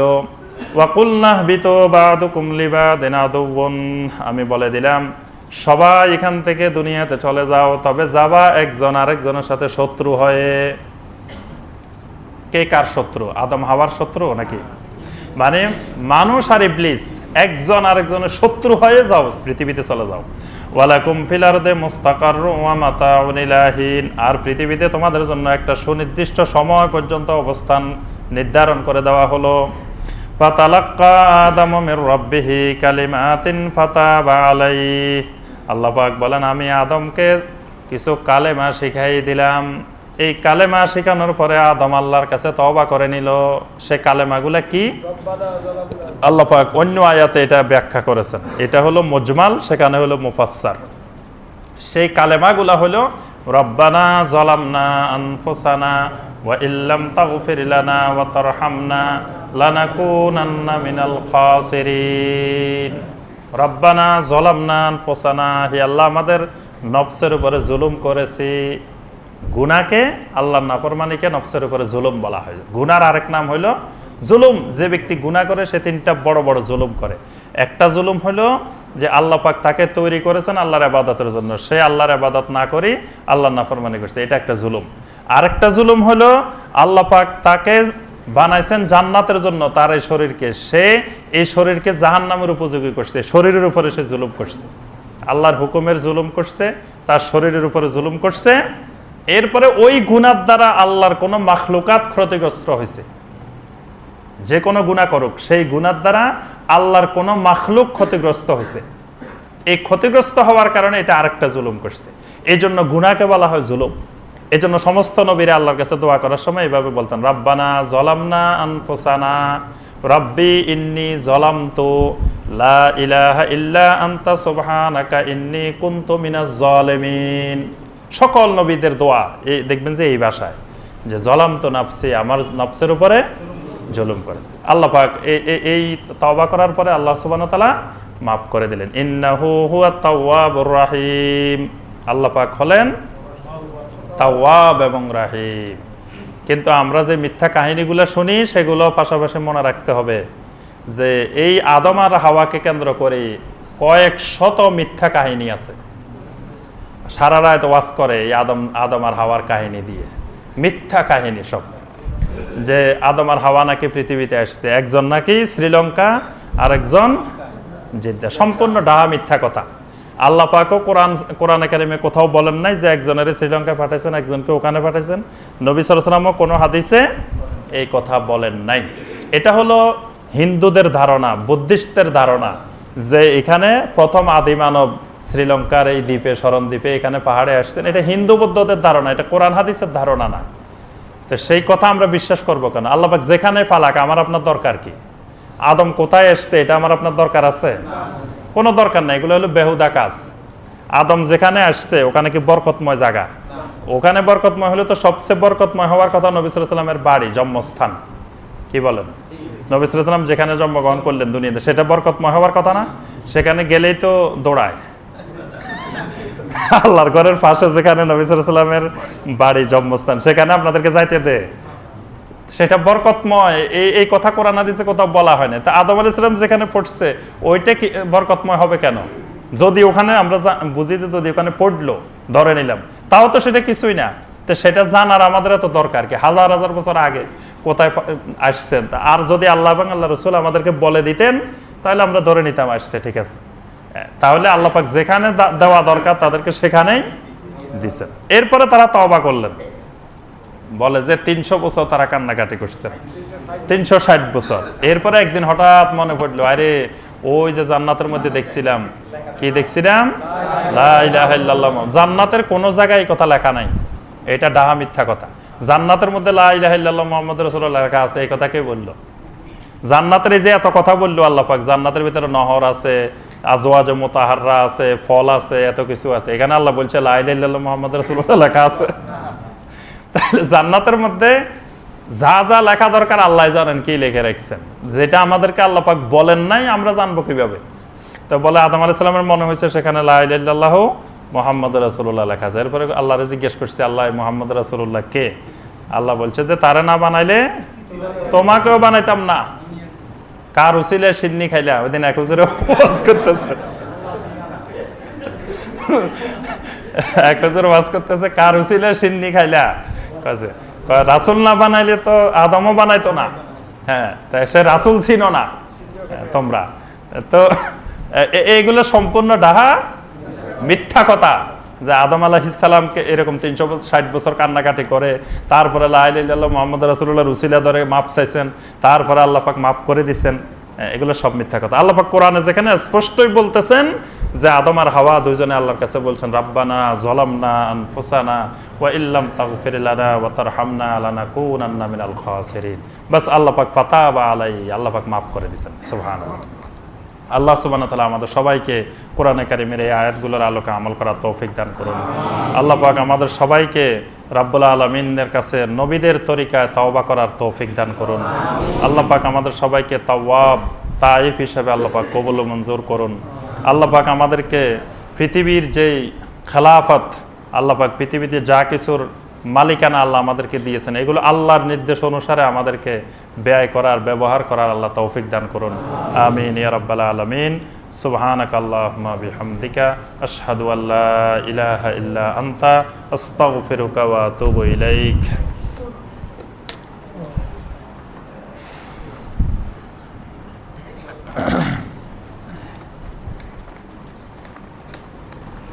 আলহামদুলিল্লাহ, কয়েকটা প্রশ্ন আসছে, আমরা প্রশ্নগুলোর উত্তর দিয়ে শেষ করবো ইনশাআল্লাহ। একজন ভাই জানতে চেয়েছেন যে ইমাম তাবিজ দে তার পিছনে সালাত আদায় করা যাবে কিনা, যদি না যায় তাহলে কিভাবে আমরা জামাতের সাথে সালাত আদায় করিব? প্রথম কথা হলো, তাবিজ তো নাজায়েজ না, তাবিজের উপর আমরা আলোচনা করছি না। তাবিজ তো জায়েজ, তাবিজ তো সুন্নাহ। তাবিজ আমরা চিনতে ভুল করছি, মানে তামিমাকে তাবিজ বলতেছি, ওইটা তাবিজ না। তাবিজ তো হলো সূরা আল ইখলাস, সূরা আল ফালাক, সূরা আন নাস, এটা তো সুন্নাহ। এটাতে আবার ইমাম সাহেব এটা পড়লে তো সুন্নারে আমল করে। যদি তামিমা লেখে, সেটা হলো তামিমা লিখে দিল কাউকে, হাতে লাগা রাখবেন, গলা লাগা রাখবেন, কোমরে লাগা রাখবেন, পায়ে লাগা রাখবেন, সেটা হলো তামিমা। তামিমা যদি দেয় তাহলে তার পিছনে নামাজ পড়া যাবে কিনা? তামিমা দিলে তার পিছনে নামাজ পড়া যাবে, কারণ যতক্ষণ পর্যন্ত ইমাম সাহেব সুস্পষ্ট শিরিক না করবেন ততক্ষণ তার পিছনে নামাজ পড়া যাবে। যখন সুস্পষ্ট শিরক করবে তখন তার পিছনে নামাজ পড়া যাবে না। শিরক বলতে এখানে আকীদাতান শিরক, আমলি শিরক না। যদি কোনো ব্যক্তি কাউকে তামিমা দিল, তামিমা দেওয়ার পরে এটা ছোট শিরকও হয়, বড় শিরকও হয়, মানে আমলি শিরকও হয়, আকীদার শিরকও হয়। তাবিজ দেওয়ার পরে যদি তার বিশ্বাস থাকে যে এই তাবিজেই তাকে সুস্থ করে ফেলবে, এটা হলো আকীদাতান শিরক, এই মুশরিক হয়ে যাবে। আর যদি বিশ্বাস করে যে না এই তাবিজ কিছুই না, এই তাবিজ উসিলা মাত্র, ভালো করবেন আল্লাহ পাক, এটা হলো আমলি শিরক, এটাও শিরক। নবী সাল্লাল্লাহু আলাইহি ওয়াসাল্লাম বলছে মানতা আল্লাহ কা তামিমাতান বাকাদ আশরাকা, যে তাবিজ ঝুলাইলো সে শিরক করলো, যে তামিমা লাগাইলো সে শিরক করলো। তাহলে এটা আমলি শিরক, তার আকীদা কিন্তু ঠিক আছে যে ভালো করবেন আল্লাহ পাক। এজন্য যে যার আকীদা যে আল্লাহ ভালো করবেন তার পিছনে নামাজ পড়া যাবে। যদি আকীদা হয় যে না এই তাবিজে সব ভালো করে ফেলবে, এই তামিমে সব ভালো করে ফেলবে, তাহলে এটা আকীদাগত শিরক, তখন আর তার পিছনে নামাজ পড়া যাবে না। তখন আমরা কিভাবে আদায় করব? তখন আপনারা যদি মানে ওই ইমাম পরিবর্তন করা সম্ভব হয় যে আকীদাতান শিরক, তাহলে পরিবর্তন করবেন। পরিবর্তন না করতে পারলে আপনি ওই জামাতে শরীক হবেন না। আপনি সম্ভব হলে পরবর্তীতে জামাত করবেন, বা সম্ভব না হলে আপনি জামাত তরক করলে গুনাহ হবে না। কারণ আপনি সুস্পষ্ট যখন দেখতে পাচ্ছেন যে আকীদাগত শিরক, তখন আপনি জামাত, এটাও একটা ওজর জামাত পরিত্যাগ করার। ফরজ নামাজের শেষে ইমাম সহ সবাই একসাথে হাত তুলে মুনাজাত করা যাবে, এটার উপর তো আমরা অনেক আলোচনা করেছি। এটার ব্যাপারে ওলামাদের একতলাফ আছে। কারো কারো মতে ফরজ নামাজের পরে একসাথে হাত তুলে মুনাজাত করা যাবে, কারো কারো মতে যাবে না। তবে আমরা নবী সাল্লাল্লাহু আলাইহি ওয়াসাল্লামের আমল থেকে দেখি যে নবী সাল্লাল্লাহু আলাইহি ওয়াসাল্লাম সালাত ফরজ হওয়ার পর থেকে ইন্তেকাল পর্যন্ত জীবনে কখনো একসাথে সালাম ফিরানোর পরে সাহাবায়ে কেরামকে নিয়ে দোয়া করছেন, এরকম কোনো দলিল প্রমাণ আমরা পাই না। তাহলে অবশ্যই এটা সুন্নতের খেলাফ। একাকী দোয়া করা যায় এবং জিকির আজকার করা সুন্নত। ফরজ নামাজের পরে জিকির আজকার করতে হবে, সেটা সুন্নত। আবার আমি ইচ্ছা করলে একাকী আল্লাহর কাছে দোয়া করতে পারি, এবং এটা দোয়া কবুলের সময়, সেটাও কোনো অসুবিধা নেই। কিন্তু এই যে সম্মিলিতভাবে সবাই মিলে করা, এটা নবী সাল্লাল্লাহু আলাইহি ওয়াসাল্লাম করেন নাই, সুন্নতের খেলাফ। আচ্ছা, তারপরে সহি এবং উত্তম একামত কোনটা? একামত তো একামতেই, সহি আর উত্তম কোনটা? দুইটাই সহি। আমাদের দেশে যেটা দেওয়া হয় এটাও সহি, আবার মসজিদে হারামে, মসজিদে নববীতে যেটা দেওয়া হয় এটাও সহি, কোনো অসুবিধা নেই। আরেকটা বিষয় মনে রাখবেন যে আমরা হানাফি মাযহাবে অনুসরণ করি, এটা স্পষ্ট খেয়াল রাখবেন যে আমরা এই দেশে যারা আছি আমরা লা মাযহাবিও না, আমরা আলে হাদিসও না, আমরা সবাই হানাফি মাযহাবকে অনুসরণ করি। হানাফি মাযহাবের যে বিষয়গুলো কোরআন এবং সুন্নাহ দ্বারা প্রমাণিত, সেগুলো আমল করলে আপনি হানাফি মাযহাবের আনুগত্য হবে না, সেটা আনুগত্য হবে আল্লাহ রসুলের। আল্লাহর আনুগত্য হবে, আল্লাহ রসুলের আনুগত্য হবে।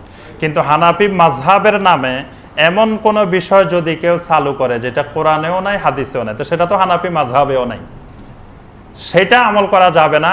সেটা আমল না করলে আপনি হানাফি মাযহাব থেকে বের হয়ে যাবেন না। তো সুতরাং একামত যেটা আমাদের দেশে প্রচলিত আছে, তো সেটা যদি সহি হয়, সহি হাদিসে প্রমাণিত হয়, তা আপনি সেটা নিয়ে খোঁচানোর দরকারটা কি? আমাদের কাজ তো হানাফি মাযহাবের বিরোধিতা করা না। হানাফি মাযহাবেই আমাদেরও মাযহাব, যেটা কোরআন সুন্নাহ দ্বারা প্রমাণিত সেটা আমল করতে তো অসুবিধা নাই। তো একামত আমরা আমাদের দেশে যেটা দেওয়া হচ্ছে এটাও সহি হাদিস দ্বারা প্রমাণিত, তাহলে এই একামতে দিব আমরা, এটা তো অসুবিধা নাই, আমরা সহি হাদিসের উপরে আমল করতেছি। যেটা একেবারে মানে হানাফি মাযহাবের নামে, যেমন ধরো নামাইতু ওয়া নুসাল্লিয়া, এটা তো হানাফি মাযহাবেই নাই, এটা পৃথিবীর কোনো হানাফি মাযহাবের কিতাবে নিয়ত শেখানো হয় নাই, এগুলো তো হানাফি মাযহাবের নামে বন্ডামি শেখানো হচ্ছে। তো সেগুলো তো মাযহাবের দোষ না, বুঝতে পারছেন? এজন্য শুধু একামত না, সব ব্যাপারে খেয়াল রাখবেন যে আপনি যেই বিষয়ে হানাফি মাযহাবের আমল সহি, আপনি সেটা হানাফি মাযহাব অনুসারে আমল করেন, কোনো অসুবিধা নেই। আপনি হানাফি মাযহাব বিদ্বেষী হবেন কেন? কিছু কিছু মানুষ আছে আবার হানাফি মাযহাবের বিরোধিতা করা মানে তাদের কাছে খুশি লাগে, মজা লাগে, এরকম কিছু মানুষও আছে, সমাজে বিভিন্ন ধরনের মানুষ আছে। তা হানাফি মাযহাবের বিরোধিতা করা আমাদের উদ্দেশ্য না। হানাফি মাযহাবকেই আমরা স্ট্রংলি শক্ত করে ধরে রাখবো, যেটা যুগ যুগ ধরে চলে আসতেছে। আমি আসি হঠাৎ করে সেটারে আবার সেটা থেকে বের হব কেন, আর এই জাতিকে বের করার চেষ্টা করব কেন? সেটা যদি কোরআন সুন্নাহ সম্মত হয় তো সেটার উপরেই ইস্তেকামত থাকবো। কিন্তু সেটা যদি দুই একটা বিষয়, হানাফি মাযহাবের সব বিষয় যে কোরআন সুন্নাহর খেলাফ তা না, দুই একটা বিষয় আছে এমন এমন বিষয় যেগুলা কোরআন সুন্নায় নাই, হানাফি মাযহাবের নামে চলতেছে, তা আমরা সেগুলো আমল করব না, কারণ সেগুলো আমল করলে হানাফি মাযহাবের মতেও গুনাহ হবে। আর ইমাম আবু হানিফা রাহিমাহুল্লাহ সহ হানাফি মাযহাবের সকল ফকিরা বলছেন যে সহি হাদিস পেলে তোমরা আমার কথাকে বাদ দিয়ে সেটা আমল করবা। তো যে বিষয় আমরা সহি হাদিস পাবো সেটা আমরা ওইটা বাদ দিয়ে সহিটা আমল করব। আমাদের দেশে প্রচলিত বিতিরের নামাজ যেভাবে পড়া হয় তা সহি কিনা? আমাদের দেশে আমরা যে বিতির পড়ি এটাও সহি, মানে বিতিরের নামাজ পড়ার অনেকগুলা পদ্ধতি আমরা সহি হাদিসে পাই।